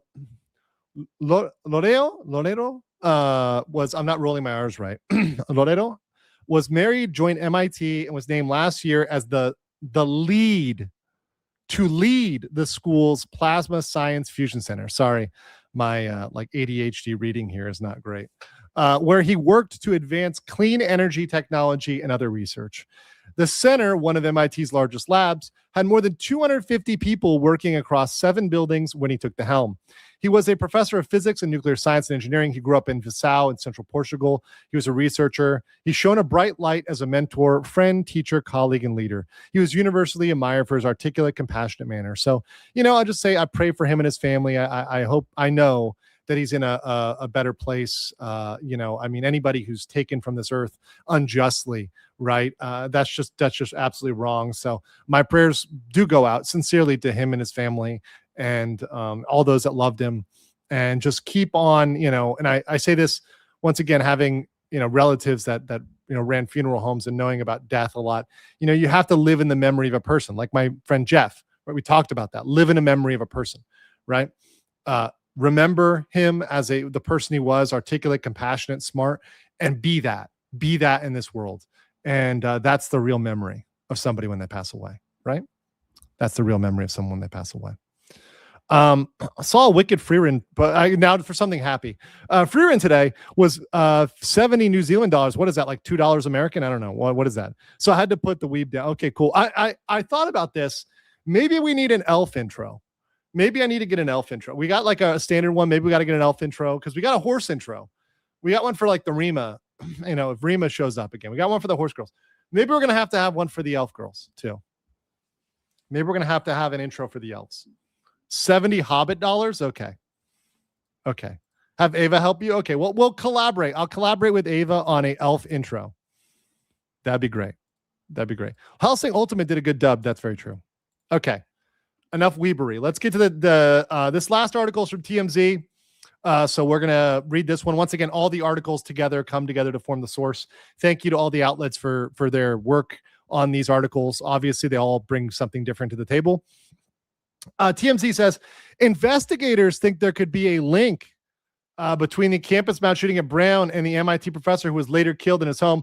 Law enforcement is now digging at a possible connection. Federal law enforcement source told TMZ. Now, this is crazy. Why is the law enforcement talking to TMZ? I don't know. Like, are they anonymous? Anyways, federal, state, and local authorities are now looking into whether the fields of physics and engineering. Now,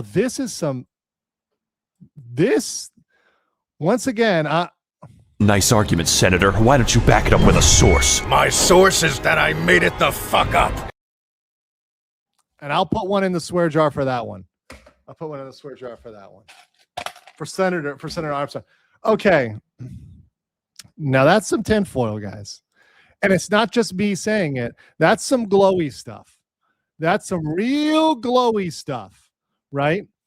If they're talking about whether people in physics and engineering, once again, that's that 3-body problem stuff. You know what I'm talking about, guys? You know what I'm talking about? They're out there. Keep an eye on 3i Atlas. Watch those people.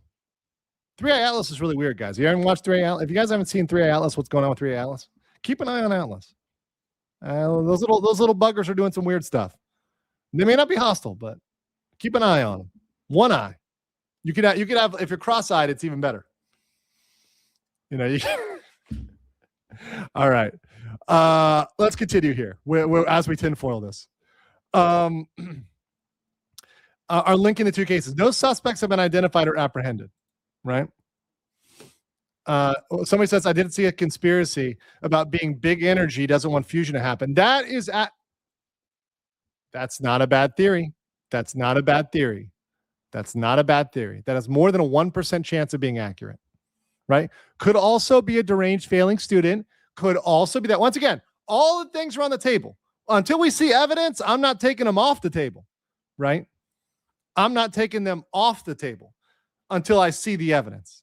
Right? Are we in Cambodia now? No. Why are we in Cambodia? No, I'm in Thailand. What are you talking about, Cambodia?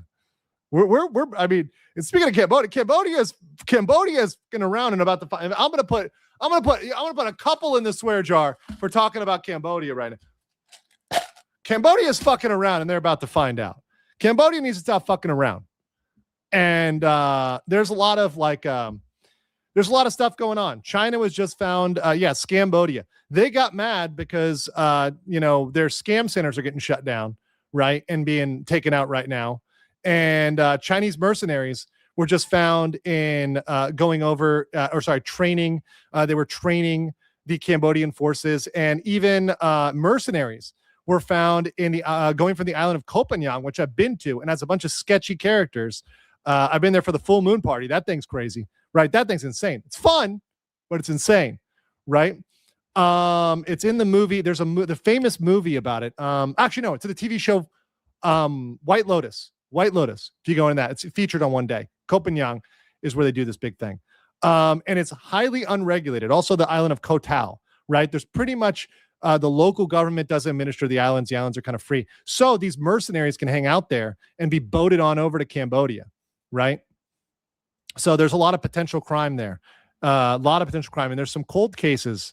If you want to talk about Thai cold cases, there's some cold cases from back in the day over there. So there's a lot of crazy stuff going on. Once again, it's still, you guys don't realize, like I'm trying to explain to you guys, I kind of live in the Wild West, right? I kind of live in the Wild West. As wild as it can get, it gets here within reason. As wild as it can get while still being very safe and while still you should come and visit, right? But it's still kind of wild. It's the Wild East. Yeah, that's right. It's the Wild East, says Aaron, who's a long guy over there on Twitch. Shout out to everybody on Twitch. Shadow says, another needs some help. I'm in too deep. No, we're all good. We're all good here. We're all good here. Also, let me go ahead and can I do this over here? Let me see. I think it's my boy. Let's see. Can I let me see. I'm trying to see if I can. Hold on. Can I mod you? Okay, Tank Rat. I'm modding you on Twitch. So you're now modded, Tank Rat. Tank Rat now has ammo in his tank on Twitch. Appreciate you. Einhander says, come on, y'all. 2 more yellows and we get him to chug. I'm like, literally, I want to chug this. I want to chug my chemical coffee brought to you by Yakun Kaya Toast. By the way, I still got a piece of Kaya Toast in here. Got to finish it up. You guys having a Kaya Toast? Very delicious. Singaporean. I do love Singapore. Singapore, very great country. Acceptably authoritarian. I can understand and accept Singapore's level of authoritarianness because it works. And at the end of the day, if it works, it works. There's no crime in Singapore, I mean, minimal compared to the US, right? Compared to Europe, right? Go look at the crime rate in Singapore. They have caning. You don't fuck around when there's caning, right? Let's continue. This is a major shift in the investigation, especially since FBI Boston special agent in charge, Ted Docks. Yes, his name is Ted Dock. Like these agents, like Agent Smiley, Agent Ted Docks. Like, what are these names? What are these names? By the way, for the mellow yellow goal, trying to get the goal. And Species 3167 for 20, putting with the win. We're going over here. Okay, let me chug this chemical coffee. Good stuff. Good stuff. Thank you for that, guys. Thank you for getting us to the goal today. Euro for 10 says chemicals for the win. That's right. I may be on the porcelain throne for a long time later, guys, but thank you for getting me there. Manny6322 says Candace Owens is helping the. Oh God. Okay, let's not start with Candace. Okay, do we have to start with the Candace McCrone case? That one's going to get crazy. Hold on. Oh, the AP privated the video. Hold on. What is the AP doing right now? Let's see. Maybe they're gonna do it later. Maybe they're gonna discuss it later, or maybe they're like holding off. Let's see.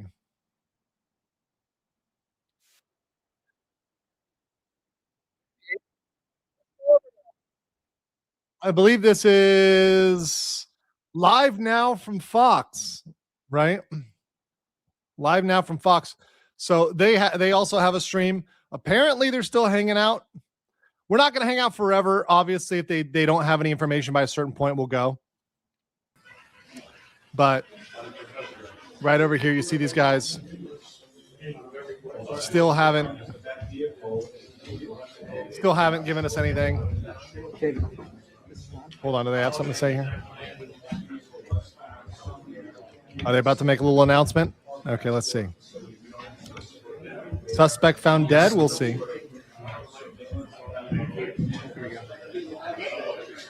That'd be an interesting development. Hello, everyone. Check your DMs. Okay. On what? We are giving you your 20-minute notice. In about 20 minutes. 20 minutes. Okay, 20 minutes. Come down here. We're going to have the same structure that we've been doing the past few days. We're going to start on the left. We're going to work our way to the right. Everyone gets one question and then one follow-up question. 20 minutes, starting now, likely longer, maybe 25 minutes. Thanks. Okay, we got 20 minutes, guys. So get out your popcorn. Get ready. CCPT Tech, I got your DM. He sent me over. Hold on, let me remove that one and get it out of my audio because now they're talking too loud. Okay, gotcha. CCPT Tech, thank you for sending me this because the intel is apparently that I think this guy is dead. So according to Geo Intel stream, which was once again, shout out to CPPC Tech, who says right here, I'll read this to you guys. Multiple unconfirmed reports indicate the suspect in the Brown University shooting, who has been the focus of a manhunt, has been found dead from a self-inflicted gunshot in a storage unit in Salem, New Hampshire. Not Salem, Mass. This is not the witch hunt, but I will say it is a little spooky, especially with all this 666 stuff floating on the stream. Whenever you have deaths in Salem, you know, maybe it's the name Salem. They're like conjuring some weird stuff over there. I call me call me old crazy superstitious Andrew, but whenever we get Salem's involved, it gets a little freaky deaky, you know? Just saying. Radcon Hazard says, while you're starting your day with some glorious caffeine, I'm ending mine with some rum. Skull! Hey, cheers for you. I got water here to back up after I crush that chemical coffee. Get some good old water to purge that out of my system so I don't die prematurely. A microplastic consumption. But thank you. Thank you for that. I may have a nice beer later. Maybe I'll have some rum. Maybe I got some rum here. Maybe we'll do a rum Coke or something like that. A rum Coke Zero, right? Because we don't have Coke with cocaine in it yet, which, you know, once again, let's go back to the original recipe. I'm okay for that. And that's fine. That's fine. Get rid of high fructose corn syrup. The ironic thing is the cocaine at the level of the original Coke is probably less dangerous for you than high fructose corn syrup. And it's crazy to say that. It's crazy to say that, but it's probably less dangerous for you, right? Okay. Let's go back here to the TMZ article and let's finish that up.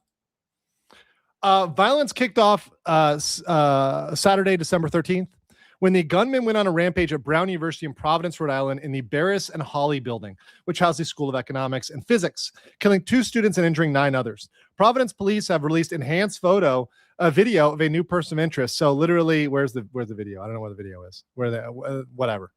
On Monday, the MIT professor Nuno Gomez Royo was gunned down in his home in Brookline. So that was once again right after.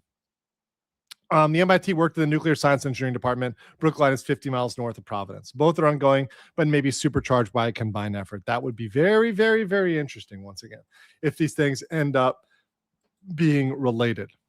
Okay, so we have 20 minutes to kill. So I actually had this one little true crime story, which a person had asked me to read about. And I didn't have an opportunity to talk about it. And since we have some time here, it looks like I may read his story. And this is a guy, Andrew Finney, who read me the story. I probably can get through most of it in 20 minutes. Now, I don't know whether I don't have any like backup for this, but he was been messaging me about his story. And I said, hey, if I have time, I'll get your story out. So we got time now. We're waiting. So I'm going to read Andrew Finney's story because it seems like an interesting criminal story potentially. King Lugia said, I like him freaky. Okay. I'm not judging you. Once again, no judgment here on the Legal Mindset, unless it's criminal. Garrett Griffin 461 says, so long as it ain't Marvel's Salem 7, I'm okay. Wholly obscure reference. FF villains. Nice. Patrick Elza 3532 for $5 says, seems rather convenient. The suspect has already passed. Makes me reach for the tinfoil hat. That's what I'm saying. Wojo 6567 says, I have a cocaine joke, but it's only a one-liner. I got the line reference. That's good. Good. Like this Kaya Toast brought to you by Yakun Kaya Toast of Bangkok, Thailand. Really good product. Really good product. Honestly, recommend. Best when it's warm, but good. I like dad jokes. I'm everybody's dad. Okay. Let's not get started down that road. Because it's gonna end. Degenerates. You guys degenerates. So this is actually so here's the case that I want to talk about. This is Andrew Finney over here. He's actually one quarter African American. He sent me a couple pictures of himself. Actually, let me just pop open the window viewer here and show you. See over here. So he sent me this Google Doc about his civil rights being violated. He wanted me to get this to Harmeet Dillon. I don't have Harmeet Dillon's private line. I do know Ron Coleman though, and that's my my tribe connection with Ron Coleman, who's really based. Ron Coleman's a great lawyer. He used to work for Harmeet Dillon. And you've got him here with his girlfriend here, or I believe it's his girlfriend. I don't know, maybe his sister. I actually don't know. We gotta see based on the facts. But anyways. Nice guy. He's very, very polite in the DMs with me, and he wanted me to talk about his story. So I'm going to read this story here about Andrew Finney while we wait for this. His Google Doc, right? And once again, I got to see proof here, but I'm just going to put here. Wrongful arrest by Anaheim PD due to an incident where I was consoling my sister who was under the influence of drugs. That's interesting. So maybe that's his sister in the photo. Wrongful termination by North Orange County ROPD as a high school substitute the day after I was arrested and never convicted of assault and battery of a minor. Wrongful arrest. That morning, I cannot find my cell phone charger. Need to charge my phone. I used it for studying that day. I believe my sister took it as she had the history of just stealing from me and the other members of my family. Well, if you've ever dealt with somebody on drugs, they do steal. So that does check out, right? Because you steal for drugs, right? I went to and not everybody, right? There's some people that do drugs recreationally and they don't steal, right? There's some people that, once again, not all drug use is the same, etc. There's people that just smoke a little pot, and that doesn't mean they're a thief or a criminal or a murderer, right? But under certain influence of drugs, some of them, sometimes, yes. I went to the doorway of her room located next to mine and asked her if I could have it back. And if she needs to borrow something, all she has to do is ask me and I'll let her use it.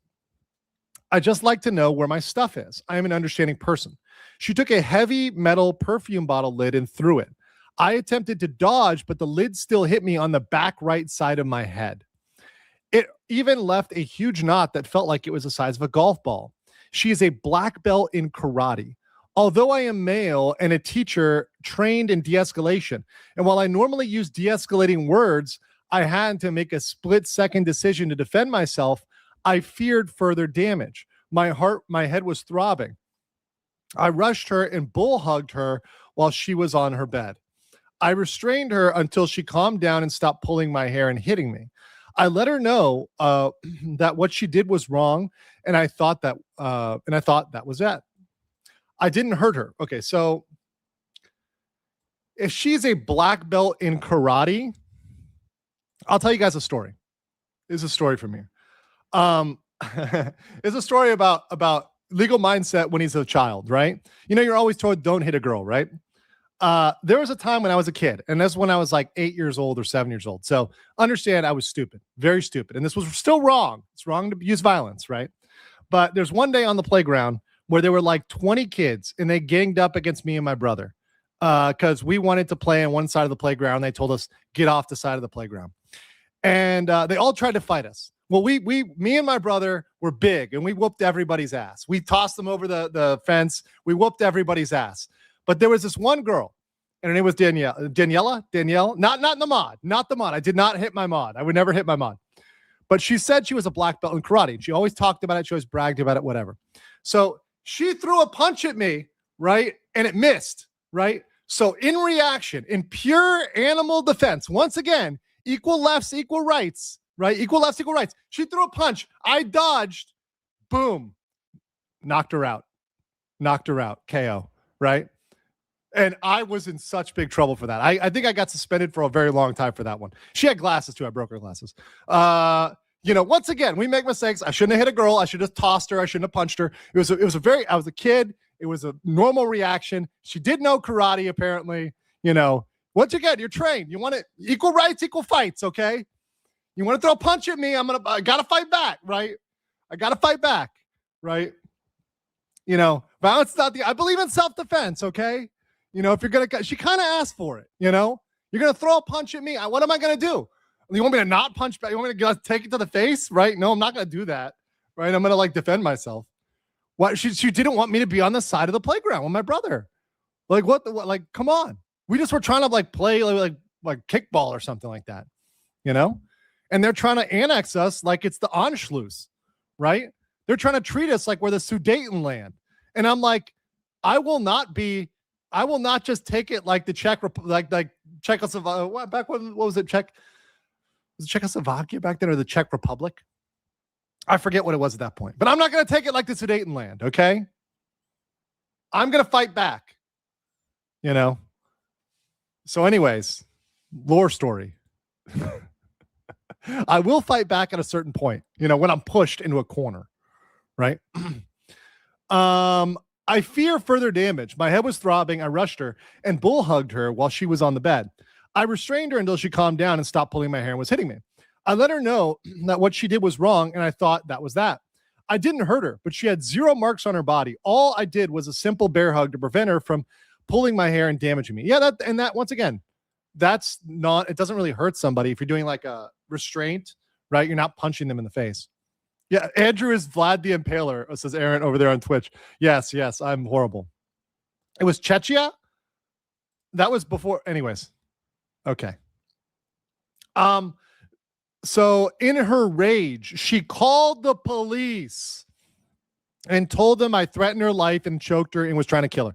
Okay, that's bullshit. A 32-year-old man, this is bullshit, right? Once again, there are times in which a man might have to defend themselves. Yeah, Natalia said it right here. She shouldn't have swung on you, period. Exactly. Why did you have to swing at me, right? Why did you have to swing at me? There are times at which you might have to restrain somebody. There's times at which, for example, here's a great example. I'll tell you a crazy ex-girlfriend story, right? I had an ex-girlfriend that whenever she would get in a fight, she wouldn't want to leave the apartment. So I would be at the end of the fight, we'd be arguing, right? Which is not good. And I would just say, hey, I need some time alone because I don't want to argue. It's just I want to protect my peace and my sanity. So I would say, hey, can you please leave my apartment? It's my apartment. It's not her apartment. It's not our shared apartment. She doesn't live there. Because say, hey, can you please leave? And this girl was so crazy that she would go no. And so the only way to remove her would be either you physically remove her, you drag her out physically, or you'd have to call her friends to shame her into going out. Because the only people she would listen to is them, not you, right? It's total shutdown, right? Emotional, complete. Where's the thing? Emotional cabbage. She was she was a more retarded version of Boudin, right? And that's a situation in which you see a lot of men get into where it's what do we do here? What do we do here? The reasonable thing. I've asked you to do this. You're not doing this, right? I don't want to touch you because as soon as you touch somebody, right, that's potentially a battery, right? So do you have to call the police, right? No one wants to call the police. That's like really escalating, right? So it's really, really, really awkward situation. And what I don't like is the presumption is against men all the time. And that's the problem in America. Oh, yeah, by the way, Gina would dominate me. Yeah, I've already said that. There are some girls there's a lot of girls that can beat me up. I have a friend here. She's a DJ. She knows like Taekwondo. She's like studied with the military and done all that. She could beat my ass, right? And she's smaller than me, right? There's a lot of people that could kick my ass. I'm not a trained fighter. Now, I'm a trained guns I could probably do well. Guns I could do well. Knives in a knife fight, I probably would be even, right? Gunfight, I'd have the advantage probably. Knife fight, we're probably even. I'll probably be able to get you to back off in a knife fight, right? I know some like Filipino knife techniques, right? But fist fight, not really. I'm not a fist fighting person, right? I'd rather just shoot somebody, right? That's my preference. As a Floridian, I'd rather just shoot you, right? That's just easy. It's really simple to shoot you, right? It's a simple solution for a simple Florida man. Grady Judd would approve of that,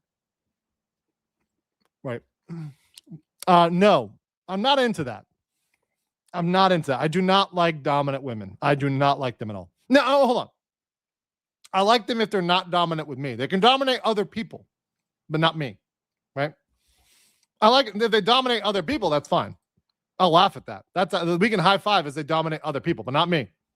No dommy mommy for me. I'm here to discuss the dad. When you go, sorry, this is a good one. Slippery little bastard! Making the mother of all omelets here, Jack. Can't fret over every egg. You made me laugh too hard with that one. Thank you. I appreciate the dad joke. You guys are really good in the chat at dad jokes. Okay, let me finish reading this thing here, and then I'll get to the rest of this.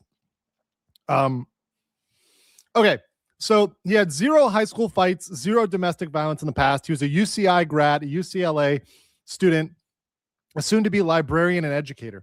The police that came to took the statements from her, my grandmother and I, and instead of listening to my grandmother who said I was defending myself, instead of listening to me, a respected educator, that I was just defending myself, the cop pretended to listen to my story, tried to lecture me on why I shouldn't be living at my own house, living at the house my grandmother owns, that I was just staying there to save rent. And let's see here. Did he close that parenthesis? Okay. I told them she attacked me first. My head was throbbing. I pointed out the F word. I'm not going to read that. Lump in my head. And the city of Anaheim police didn't even bother looking. They're just listening to a lying 13-year-old with a history of violent outbursts. Instead, great police work. I was arrested then that night. They had no probable cause to arrest me. She had no injuries on her. I simply bear hugged her. I was defending myself in my own home against an aggressive, violent black belt martial artist. Well, if 13 years old, black belt, okay. This happened sometime around 12 p.m. noon or 1 p.m. By 4 p.m., I was already booked and released and back home. Look at my work email. On that following Monday, I received a letter in the mail telling me my termination. That sucks. So this is the case of Andrew Finney. He reached out to me. If anybody was interested in that, let me just pull up his case because I said I would get his kind of story out there. So if any other channel or anybody wanted to interview this dude or get his case, this is his contact information. So anybody else that wants to pick that up, the Andrew Finney story, over here, Andrew Finney, I love ice creams 0 on X. So I'm sure if you reach out to him, he might be happy to talk to you about it. Maybe that's a thing that somebody could do a little bit more research on. But I've now gave everybody his story. So now everybody knows that story and has that ready there. So that's the Andrew Finney story. Once again, I fulfill my duty. When I say I'm going to do something, I will do it eventually, right? It may take me time, but I will do it eventually, right? Same with my VTubing arc. I'm going to get there, guys. Be very freaking patient with me, but I'm going to do it. Just give me time, right? Okay. Police swarm Brown University suspect in Salem. Reports are he shot himself. He's probably dead. That makes sense. We should get that in, I believe, about 10 minutes. Should be enough time for me to get through these super chats. Grill Piece says tinfoil hat theory. If the shooter did commit suicide to evade capture, who was the shooter working for? And was this shooter a patsy for the real person since the shooter was covered up? Interesting. Interesting. This, my friends, is a theory. This, my friends, is a good theory. This, my friends, is tinfoil, but you cannot, this has more than a 1% chance of being true. There are, this is, don't throw this away. We're not throwing away the tinfoil. Once again, you know, it may just be me, and I may just be. Look, here's the thing. Fine. Listen, I'm going to be honest with you. I'm kind of retarded. But we're not throwing out tinfoil on the legal mindset. We like tinfoil. Tinfoil is very handy. Comes in many uses. Blocks out the brain control waves. All right. You versus Gina Carano. Who would win? In a fight, Gina Carano. In a rap battle, probably Gina Carano. In a U.S. law quiz, probably me. Okay, what else will win in? What is it? Wordle, the country guessing game. I will definitely win that one. Scrabble, I'd probably win too. If I don't mess it up, but I probably would get it right. You're gonna let No, I will not let Gina dom me. I'm sorry, King Lugia. Not happening. Not happening. And to be honest, if you understand psychological profiles. A lot of people that are dominant in their external life are actually submissive in their private life. You'd be very surprised about that. Actually, you're probably not surprised if you understand psychology. And this actually goes to criminal psychology, right? A lot of people that have been held down their entire life, like think about villains, right? The people that have been, they're the little guy, and they've been just picked on the entire time. It's like their shadow. Right? It's like kind of Jungian psychology, right? The shadow, right? So that shadow wants something else. So if you haven't had control, you desire control, right? If your life's been out of control, you desire control.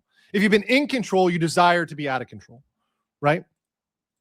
It's kind of that shadow, right? So that's how that works. So that's why a lot of like, you see like high powered like doctors and stuff like that are always in control. They're, you know, have some sort of bedroom interests that are different. We know what we're talking about. We know. Radcon Hazard for 10 says, it gets awkward in a situation like that. Just don't be like a certain demon worshipping pirate YouTuber. Oh God. Okay. I have no idea what you're talking about. I have to think about that for a second. Demon worshipping pirate YouTuber. You're going to have to be more specific. There's a lot of YouTubers that are worshiping demons. Not going to lie. There's a lot of YouTubers worshiping demons. I'm going to tell you that. And a lot of them are driven by the demon of consumerism. I mean, if you think about like American Gods and how that was, you know, that book, new media, stuff like that, they're worshiping these things. Like, for example, their obsession with sub numbers. Guys, I don't give a shit if there's 4,000 people in this chat. There was 1,000 or 200 or 300 or 500. I started with like a couple dozen. I'm happy to have 632 base Chads and Stacy's in the chat watching my good content. I'm happy. I am happy. And we can do a lot of good. A small dedicated group can do a lot of good. LISAO 9740 said, yes, legal mindset for the long drive home. That's exactly right. His posting 6225 as a new member. Welcome. Yeah. Kino Casino. And Kino Casino's been getting it. Kino Casino's been doing great over there and absolutely killing it. They even got commented on by Hassan. So shout out to PPP and Worski for doing good work. I don't always agree with everything they have to say, but they are hilarious, right? Seems like we may be getting a start soon here. So let's just put this over on the screen a little bit bigger. Let me put the sound up. To each Scrabble in the timeline of the MIT professor. What the hell? It's going to be a lot of physical evidence, but a lot of data evidence that's going to. Oh, that's their little commentary. Okay. So we don't need your peanut gallery. I'm a better peanut gallery than you. Sorry. Even though, shout out to them for doing the coverage. It's good they have the coverage. Coincidentally, that's how I feel about you. That's fine. That's fine. You guys can feel the way you want to feel. Also, shout out to everybody over there on Twitch. Appreciate you. First time chat from Steve K says the dumb criminal press conferences are the best. Let's see how dumb this one is. Okay. She is not the spokesperson. CCBT Tech for 5 says breaking news confirmed the suspect was not a U.S. citizen. Oh, no. But a U.S. resident. This is going to up justifiably the call for deportations, right? The call for deportations. And to be honest, the screening that was done on the previous migrants was wholly insufficient, if that's true. Now, we'll see whether it's confirmed. Let's listen to what they said. Now, once again, I'm just reading the super chat. If that is true, I'm not saying it for sure is because we don't know yet. Even if you say it's confirmed, whatever, we'll just grain of salt. That will not help. Right? That will thicken the plot. But once again, we still have the possibility. Was it a patsy? Now, if somebody had an agenda to get people deported, then would they put up these people as scapegoats to get people deported? That's also a theory. Once again, I'm not dismissing anything. I'm allowing all theories. True crime has to acknowledge all theories. New York Times confirmed it. Has New York Times ever been wrong?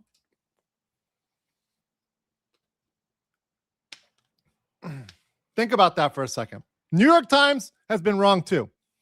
Yeah. See, Hamster John's got it right here. New York Times can, here, I'm going to put one in the, got to put one in the swear jar for that one. Sug on these nuts. That's right. Here's a good one. Bald Eagle says, what is the legal culpability for Brown University and the town for covering up the shooter in the attempt? Well, Bald Eagle, okay, great question from the other Eagle. By the way, the best Eagle, although you're really good. You're the other good Eagle. Got Eagle the Clipper. Shout out to Eagle the Clipper. He's a hardworking guy. If you guys ever have any work and you need any clipping work, make sure to hit up Eagle the Clipper over there on X. He's my guy, but he does great work. So the culpability here is big. It's big. And if they can prove it's a cover-up. So to pierce government immunity, because remember, I used to represent governments, you are going to have to prove that they knowingly covered this up. Regular negligence is not going to be enough. So let me clarify. If this was just poor maintenance of the cameras and they just didn't maintain them well enough, that's not going to be enough. But remember, I represented governments, special districts in Florida. I talked about Reedy Creek. I was a specialist in the Disney case with Florida. In the situation in which you're just lazy or you don't have money, that's fine. But let's say you're a sanctuary city, and let's say you're intentionally shutting them down based on a policy of not wanting to give that over to ICE or the feds. In that case, there would be massive liability on the part of Brown University or the town if they did that as an intentional pattern to keep people from knowing. That would be very, very bad. I'm here for the scuff says habitual line crosser talks about how the shit show talks about the shit show that the pullout from Afghanistan was, and there's no vetting on who was there. Yeah, and that's true. And I'll swear jar you on that one. I'm here for the scuff. I'll get you there. Afghanistan was a mess, and a lot of the people we took as part of that were people that we did not vet. Aaron over there on Twitch says covering up or wholly DEI levels of incompetence. Could be both. I wouldn't rule out both. This could be both incompetence and a cover-up at the same time. These two things can exist. There can be part incompetence, part cover-up. I don't rule out either one. And remember, the difference between citizen and resident, citizen is fully naturalized. Resident is just somebody who has the right to be there, right? So I am a resident of Thailand. I have the legal right to be here, right? I am not a Thai citizen, right? There's a big difference. Okay, press conference is starting. Let's go over to here.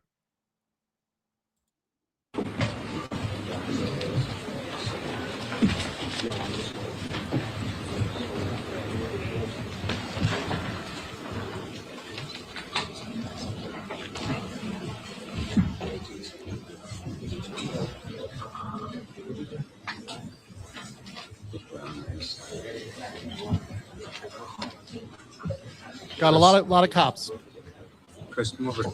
Base player 211. If IFY says, I would say the Fed should stop giving Brown money, but the money has already been frozen. Yeah. Once again, we need to cut off the Fed funding of the universities. They should just be making it on their own or not. There's not the federal funding's got to go. Universities have been doing the wrong thing for too long. They got to be. They're done. They're done. No federal funding. Good evening, everybody. Tonight, our Providence neighbors can finally breathe a little easier. In a minute, Colonel Perez will share the latest details on the investigation, but I want to thank the people of Providence for stepping up and coming together during an extraordinarily difficult time. I know this has been hard on all of us. Over the past 5 days, minutes have felt like hours, but the people of Providence have done what we're best at. We've leaned on one another, come together, and supported one another, and showed the nation what a tight-knit community looks like. It was because of the information provided to us by neighbors and the tireless work of our Providence Police Department, the Rhode Island State Police, the FBI, the ATF, and many other federal partners. The incredible prosecutorial advice and guidance that we received from the Attorney General's office. We all worked well together to be able to identify this suspect. I know we will have a lot of questions still, and we will continue to work to get those answers. But it is a great honor for me to turn this over to our Chief of Police, Colonel Oscar Perez, and I will say on behalf of the people of Providence, we owe him and every member of the Providence Police Department the deepest debt of gratitude. Colonel? Well, first and foremost, I want to offer my deepest condolences to the families, the victims. It was for them that this work was put together to make sure that they get the justice that they deserve and to ensure that this person was held accountable. Second thing I'll tell you is that I'm extremely proud of this department, actually the officers, the detectives, the Real-Time Crime Center, the Community Response Team, the Intelligence Division, the Narcotics Division, the Task Force. This past Saturday, as you all know, December 13, Providence Police Department and Brown University Police Department responded to this horrific tragedy at Brown University 184 Hope. Our officers were there within minutes. That same day, Providence Police detectives immediately went to work. Looking for video footage to see who this individual was and who was responsible.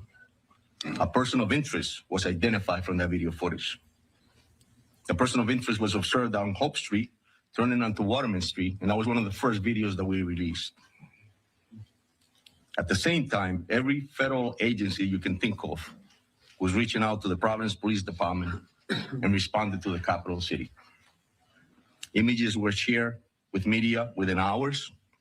Persons of interest it was the same individual that has been the focus of this investigation since the beginning. All the new images that we received of this person of interest were shared with the media continuously over the past 6 days. This critical evidence was collected with the use of public assistance. As the mayor stated, I'm proud to be the chief of police of this city. I'm proud to be a product of this city for the reasons that the mayor stated. The community stepped up.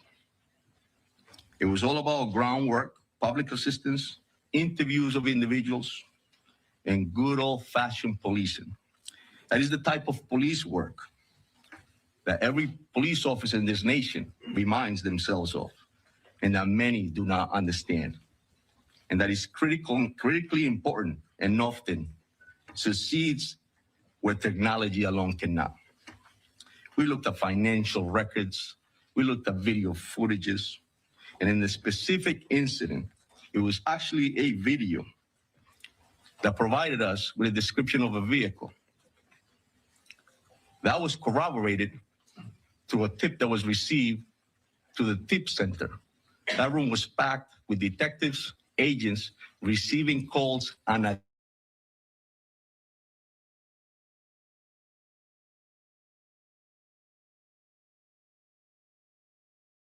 was able to provide us with this description of this vehicle. A vehicle was picked up by Flock, which led us to a car rental place in Massachusetts. Through that, the agents and their work as well were able to get us footage of this individual, as well as a copy of the agreement, which provided his real name. The video of that subject matched the description of that person of interest that this police department was desperate to put handcuffs on. That individual was identified as Claudio Neves Valenti, date of birth, and he was a 48-year-old man. He was a Brown student. He was a Portuguese national, and his last known address was in Miami, Florida. And I will tell you that he took his own life tonight. We have members of the Providence Police Department up in Salem, New Hampshire. And we also have the BCI unit.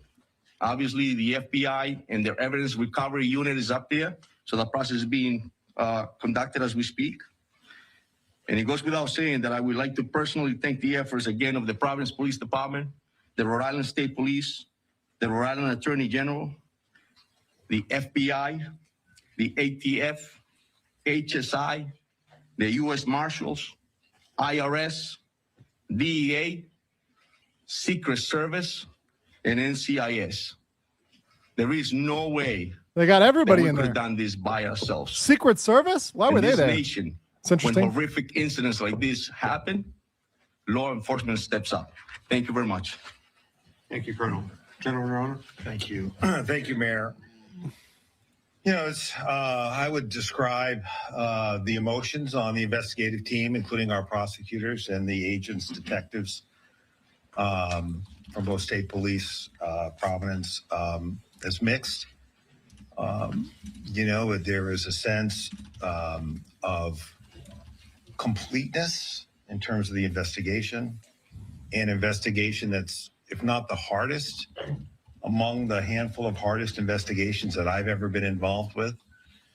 And the sense that we owed those 2 dead Brown students and the 9 injured Brown students. Yeah, and the we'll talk about who that were in that Secret Service auditorium that weren't injured, and the Brown community and the Providence community results. The teams worked really hard. I think I mentioned that to you almost every night that we met with you.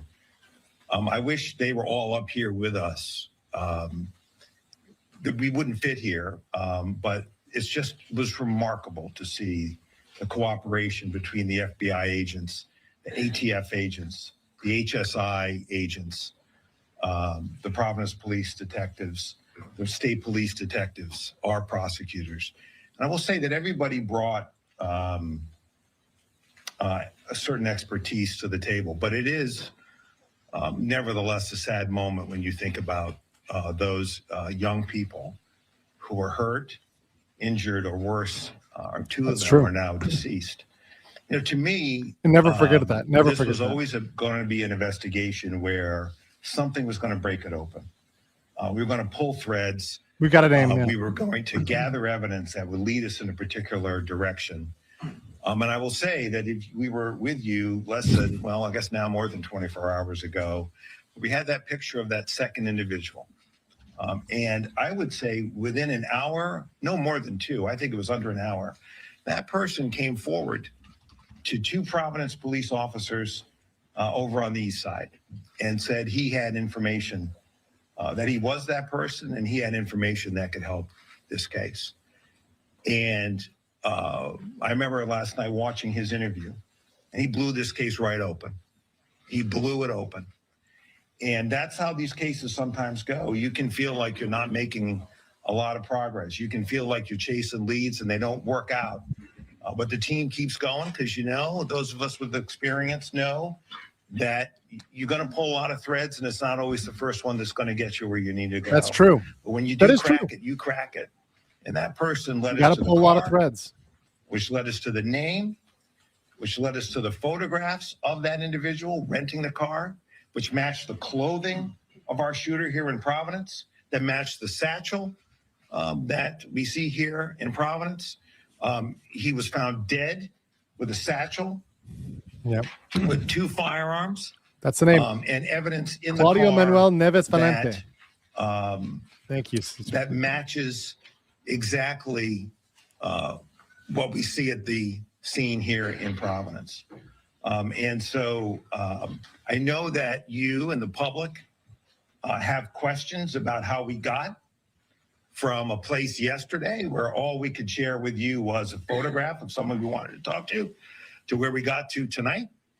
And so we got an state arrest warrant for murder today that was signed by a district court judge for this individual. There won't be a prosecution now, of course, but that affidavit is on our website, and you will be able to see more and read more about how this investigation unfolded.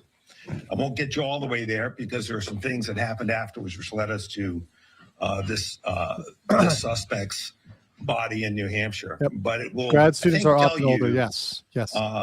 give you a sense of the work that went into this by the line prosecutors and the line agents and detectives from the agencies that work so well together. So, you know, as I said, it's with mixed emotions. It is unimaginable the pain that the parents and families of the deceased are feeling tonight, and will feel undoubtedly for quite a while. But I hope that by bringing this person to justice, that we can at least give them the beginnings of some measure of closure. Yeah. And I want to thank you all for your patience with me when I got a little testy with some of you. Those of you who know me from Rhode Island, you know that's my nature. So I really want to thank you for your patience. Thank you. General. As has been said several times, the partnership with the FBI was invaluable. And so it's a pleasure to introduce Special Agent in charge of FBI, Ted Dox. Thank you, Mayor, and good evening. My name is Ted Dox, Special Agent in charge of FBI Boston. We got him. Shortly before 9 o'clock tonight, the FBI SWAT team executed court-authorized search warrants at a storage unit facility in Hampshire Road in Salem, New Hampshire. This is where we located Claudio Neves Valente, the individual who we believe was responsible for the Brown shooting. The latest developments in an intense 5-day manhunt, and is a result of an incredible amount of work dedicated by the law enforcement team standing here before you tonight. Every single agency brought their unique skills and expertise to this investigation. And we're motivated by the victims and survivors of this horrific incident. Even though the suspect was found dead tonight, our work is not done. There are many questions that need to be answered.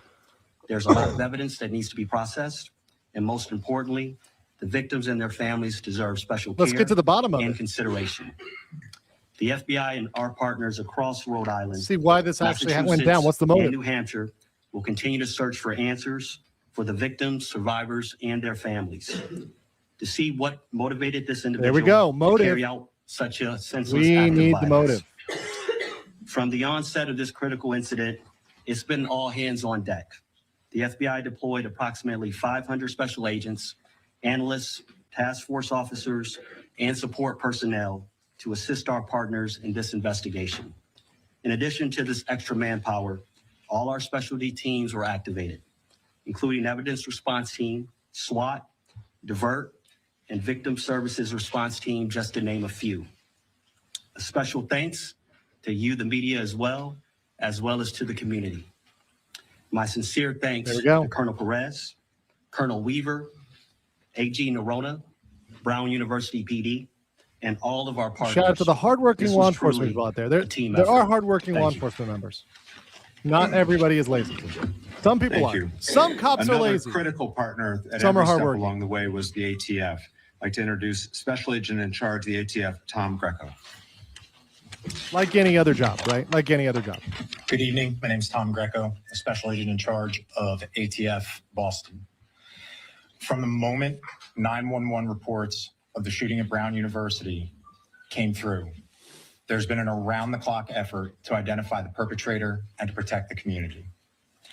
The men and women of ATF, including our special agents, our intelligence research specialists, and our support personnel, Not have big been fans proud of to the support ATF here. and be part of that effort. Not big fans of the Leveraging ATF. Our unique experience, dedicated investigators, canine handlers, and private intelligence technology such as NIBIN, the National Integrated Ballistics Information Network, to compare ballistic evidence, and our other available tools to support the investigation, and to help identify Claudio Neves Valente as the individual that we believe was responsible.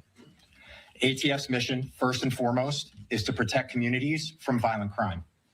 Each individual in this country deserves to live in peace and security in their homes, in their schools, in their places of worship, and in the streets.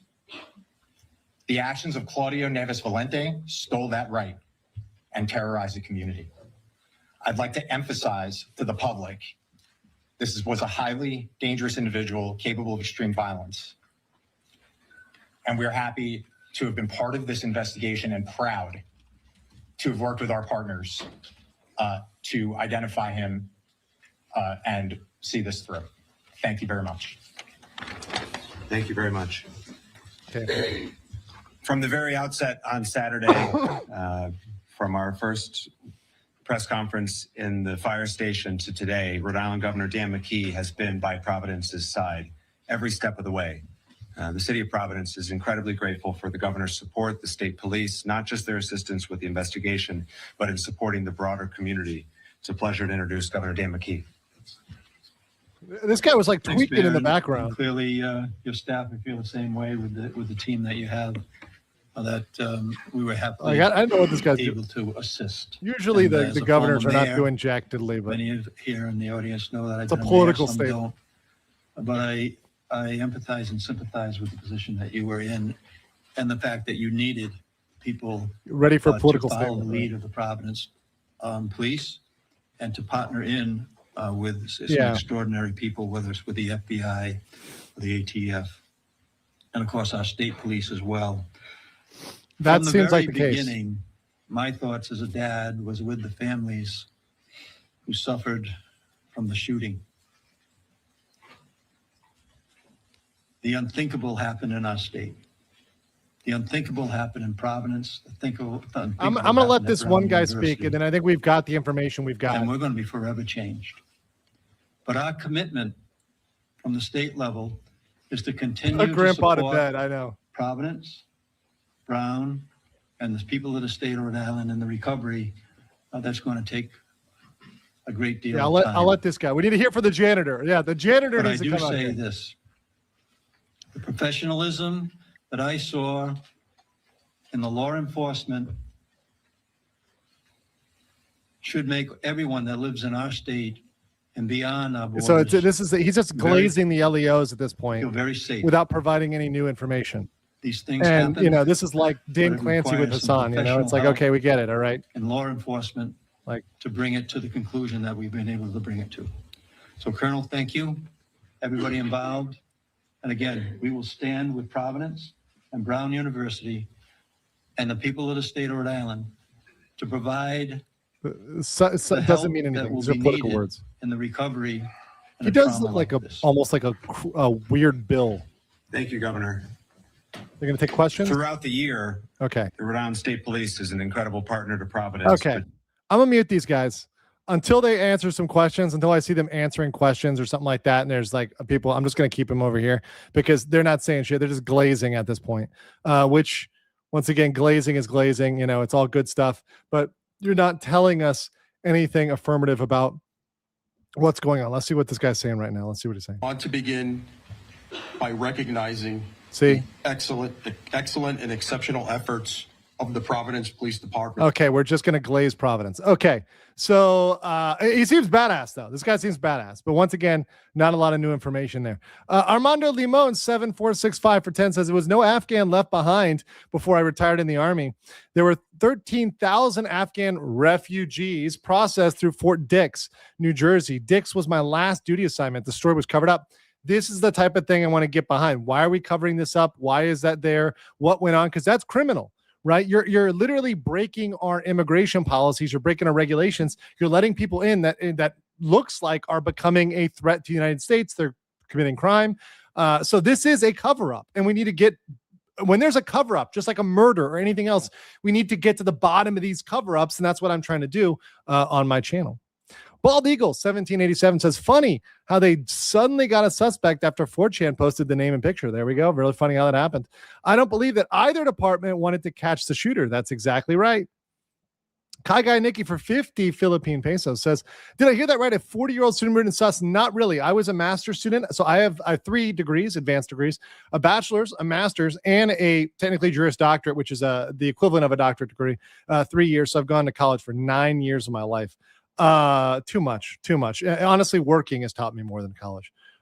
Real world experience, street knowledge is more than college knowledge. Any day, every day. I like street knowledge. But yeah, in my master's program, there were older people. It was just fine. You can go back to school when you're older. It doesn't matter. It doesn't matter if you're older. You can go back to college if you want to. But ask yourself, why are you going? Are you going to prove you're smart? You don't need that to prove you're smart. There's plenty of people that are smart and don't go to college or go to high school or whatever, right? There's people that don't go to school at all and they're intelligent, right? Intelligence is not just book learning. Radcon Hazard says, legal mindset, potential criminal. I'm spoiled tonight. Hey, listen, we try to give you the best. Yes. Good stuff. Einhander for 5 says, press conference need to skip ad button. Yeah, like skip glazing. Right. Once again, law enforcement, there's a lot of hardworking law enforcement people out there. Okay, we did one statement. We thanked everybody. We don't need 30 minutes of you guys saying you did a good job. You did a good job. You did a good job. You get a cookie. I get a cookie. We all get a performance trophy, right? No, like give us the information. Say thank you to everybody once. We're all good. Let's just wrap this bad boy up. Go to questions, right? And that's what people want to hear. They don't want to hear this, blah, blah, blah, blah, blah. This people did this. The governor did this. The mayor did this. The undersecretary to this did this. Come on. Let's see what they have to say right now. Let's see what they're talking about. Distractions and unfounded criticisms do not support this work. See what I mean? They complicate it and threaten to undermine the justice we seek for the victims and the grieving families. Okay. So once again, saying you can't question the process. No. You can question the process. Now, should you interrupt the police work? No, but you are in a free society allowed to have critical criticism, we call constructive criticism. That is normal. That is good. It makes the policing better. It makes law enforcement better if you have constructive criticism. It's not meant to just drag you down. It's made to make the world better, right? Constructive criticism, right? You don't like people online? Grow up, bro. Like literally, like, sorry, but you need to understand that's how the internet works. Boomer, right? Bass player 211 Iffy says, and by the way, I love boomers. Boomers are great. I love everybody. We got some old people on this channel, and I love you guys. Says, from what I heard, one of the Vics was the president of the Young Republicans. I would say the motive is off. We don't know that yet. If that's true, though, that would be a motive. If it's true, the leftist violence could be a possible motive. I'm allowing that as a theory. I'm not convinced, but I'm opening that up as a theory. Let's see if they're actually talking about stuff. Thank you. Oh, God. What's she going to have to say? Nothing can really fully bring closure to the lives that have been shattered over the past week, but this may allow our community to move forward and begin a path of repair and She's a recovery and university healing. rep. God help I us want to all. thank the dedicated law enforcement agencies that have worked so tirelessly on this case, really around the clock, as well as She our looks neighbors like and others who she's bringing me to participated HR. in tipping, giving tips. Like, are and we going helping to? with Am I the going to honor investigation. court right now? We hope that this outcome tonight brings an increased sense of safety for our community at Brown and in the She's surrounding asking for area. management. Yeah. This has been a period of great fear and anxiety for many people, and now perhaps some form of relief. Truly, this week has been devastating for our community in a number of ways, including the experiences that members of our community We're all going to have HR, of being guys. targeted by online rumors and accusations. And I hope that this development also means an end to this truly troubling activity. Let me get these So we super chats. remain focused on the safety and security of our community and in support J for the Rock victims of this 3091 for senseless 2 says I only violence. watch Sheriff Grady Judd Now, press we conferences. know the Super public and our own gigabase. Brown community members I love will Grady want to Judd. know He's more a about the Chad. individual now identified by law enforcement as the suspect. He's in locking last up all those weekend's shooting. Disney, characters. And You know what I mean? we can confirm the following to the best of our knowledge. Oh, let's see. Based on our review in the very short time since law enforcement authorities made us What do you aware got of this for us, Karen? development. And we provided this information to law enforcement as they build their case and wrap up the investigation. Okay. So Claudia Manuel Neves Valente was enrolled at Brown from the fall of 2000 to the spring of 2001. Okay. A He former was student. admitted to Brown's graduate Former school student. to study in the Master's of Science PhD program Studying in PhD. physics, Okay. beginning on September 1st, 2000. Okay. And he took a leave of absence effective April 2001 before formally withdrawing effective July 31st, 2003. Okay. During his time at Brown, Nueves Valente was enrolled only in physics classes. The majority of physics classes at Brown have always been held within the Barris and Hawley classrooms and labs. Now, detailed records indicating where specific courses were held don't extend back to 2001. But They don't. we can say that What were you doing physics back then? classes Writing it on typically papyrus? require access to specialized equipment, including demonstration carts that are a fixed asset in some of Barris and Hawley classrooms. So I think it's safe to assume that this man, when he was a student, spent a great deal of time in that building for classes and other activities. So he knew the building. As a PhD student in physics. He has no current active affiliation with the university or campus presence. So again, we thank law enforcement and so many others for their extensive work on this case, day and night. And we look forward to a sense of restored safety for Brown, Providence, and the Rhode Island communities. Thank you. Okay. So a former student like 20 years ago. So was he really holding a grudge from 20 years ago? That's pretty random. Respond on Saturday, and we're so grateful for both their immediate and heroic response and their partnership over the last 5 days. Chief. Wait, what are we doing here? I want to express my ongoing prayers and care and concern for our entire community. Okay, we're back to I glazing. certainly also want to acknowledge and thank the men and women of the Brown University Police and Okay. Public Safety for We're back their to efforts. glazing. So As you I'll answer some questions here while we're glazing. Euro says for 5, in the military, the most annoying thing was the unnecessary piggybacking during formation. Piggyback, I mean, in what sense piggybacking? That because there's a lot of different piggybacking. Like for example, in a classroom, when one person would answer and another person's like piggybacking on that or going off of that, and you get these ridiculous, especially in law school, you get these ridiculous hypotheticals that because of people piggybacking on questions. So let's see here. We're getting questions. Okay.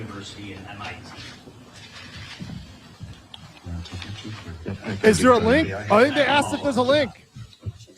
Yeah, I'll start. I'll just tell you that a lot of the information and evidence that we ended up gathering linked us to a connection up in Massachusetts, obviously at the MIT. But I feel a respect to the authorities in Mass as well as the FBI that's for them to comment. But I'll tell you that the groundwork that started in the city of Providence by our detectives, the detective division under the command of Major LaPayan, as well as the federal partners that we had in our room upstairs, and ATF, the FBI, led us to that connection. And so there is a connection. That was great work.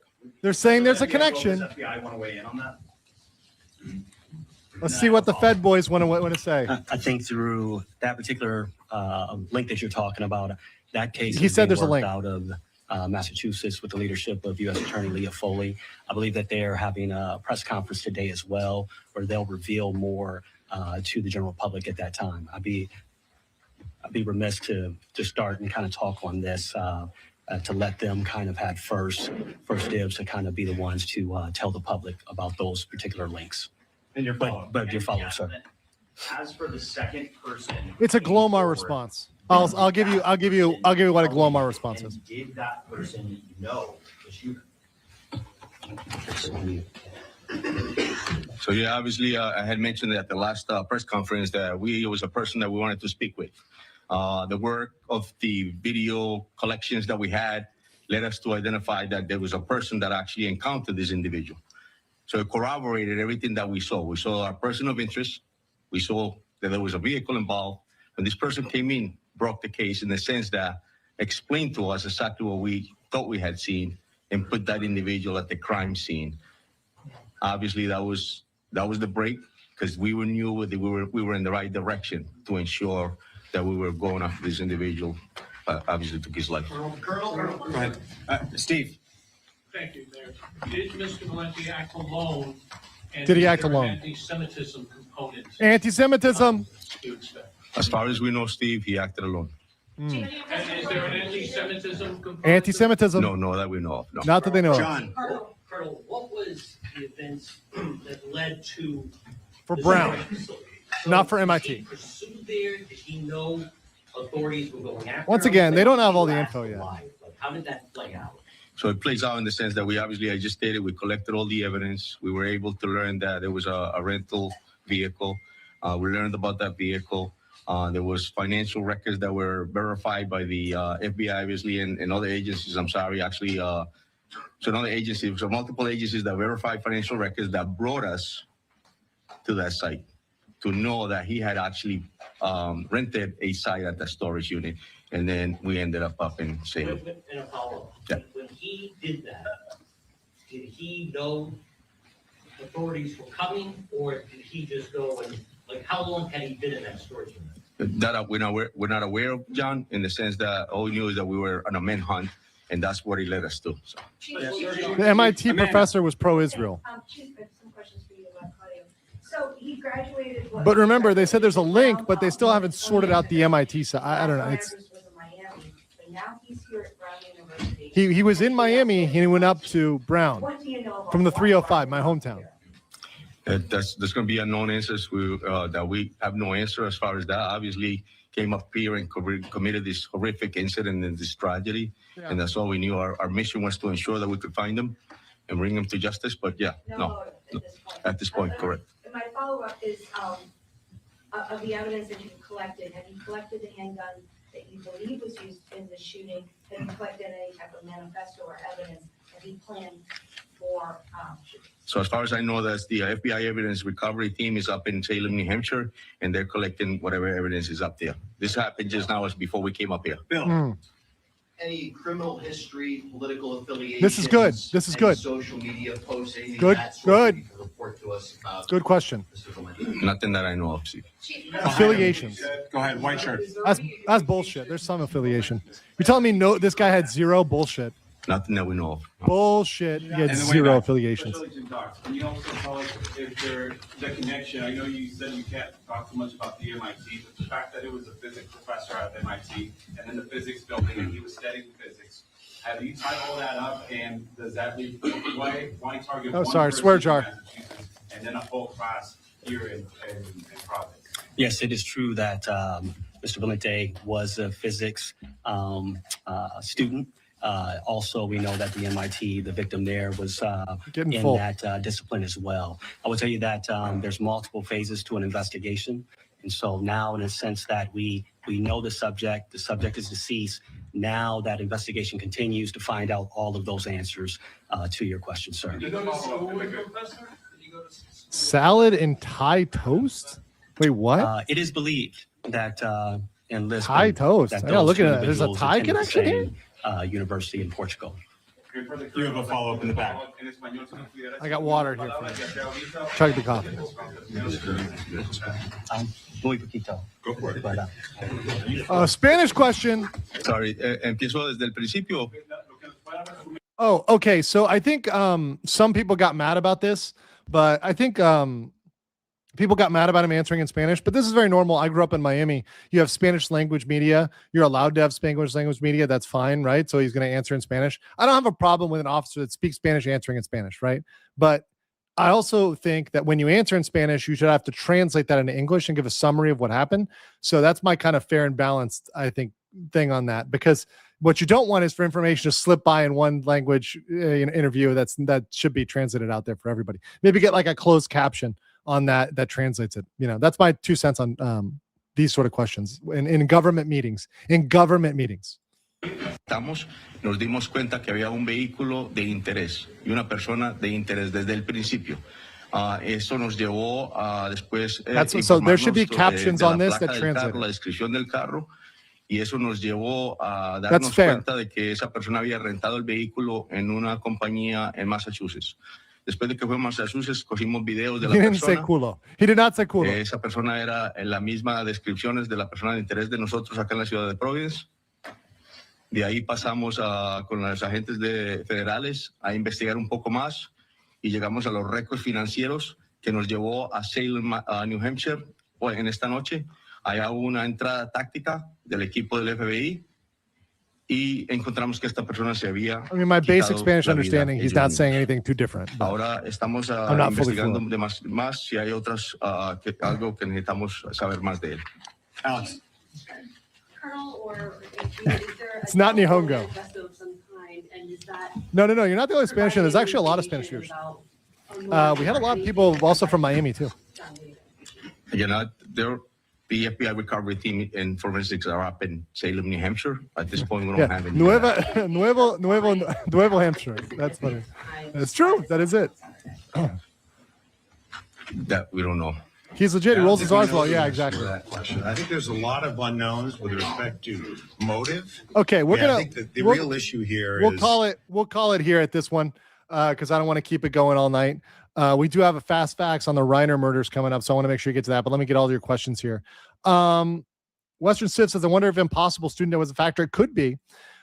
For 100 Danish krona, why is it common to use the phrase "the unthinkable happened" when an almost weekly thing? Yeah, I think it's stupid that they use it's unthinkable. No, at this point in America, it's a common thing. We should anticipate that, right? It's something that is happening a lot, right? And when you see it happening to this degree, it's a problem, right? And that's where we've gotten in America, that we're at the point where this is a serious problem. And we need comprehensive solutions. Kirna 5-4 for 5 says, it used to be fine with student visas, but the last decade just makes me tired. I don't think I'm alone. There are good universities overseas, right? Yes, there are. Some of the universities overseas are better than the American universities. The only reason why they go is because your average American university is ranked higher than the best university in another country. So, for example, I'm not smart. I'm kind of an average dumb, right? I went to a decent university in the United States. That decent university is ranked higher than the highest universities where like these literal savants that are like the Rain Men of the world. I mean, the super intelligent people in Korea, it's ranked higher than their best universities. It's because it's in America. So they assume it's better. That's not true. Just because in America, it's making it better. There's people here in Bangkok going to schools here that are way smarter than me. I'm dumb, right? So I want to say that just because it's American or European doesn't mean it's better, right? There's things in Asia that are way, way, way better, way more stringent, way smarter people, way harder, and they don't get enough credit, right? They only go because these flawed ranking systems, and these ranking systems need to be judged because they're not fair. We need a fair university ranking system that actually looks at the overseas universities and puts them at a real rank, not something that's inflated by this BS university industrial complex.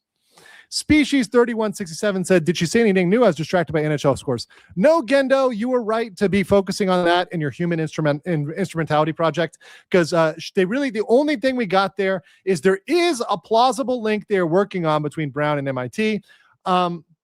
the person was a student there 20 years ago, right? So there's a thing. They were from Miami. We got the name. So we did get that information, but not really too much new there. Gruger said the whole thing doesn't smell right. It does not, which is why I'm going to stay on this case, because I think there's way more that's being hidden here. I think we're not seeing everything here, and we need to get to the bottom of this case. So guys, listen, we're going to go over to the fast facts version for the Reiner murder. Stay together, because we got the Reiner murder fast facts, totally uncredited. It's still true crime. So if you like true crime, and by the way, you guys also can keep up with my ADHD train of thought. 66, maybe 0.6% of you. We got a lot of demon numbers today because there's some demon behavior going on in America. A lot of you like true crime. Stick around. We're going to be doing more on the channel. We got Courtney Clenny coming up. We got a lot of true crime stuff coming up. So stick around, hit the like button, make sure you comment, share on social media, and I will catch you on the next. You are coping the ceiling. You just can't believe what you're seeing. It's you coping the ceiling. The truth it is all day, and now you are molding. You're coping so hard.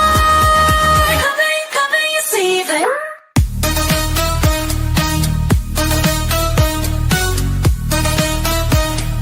Coping your ceiling.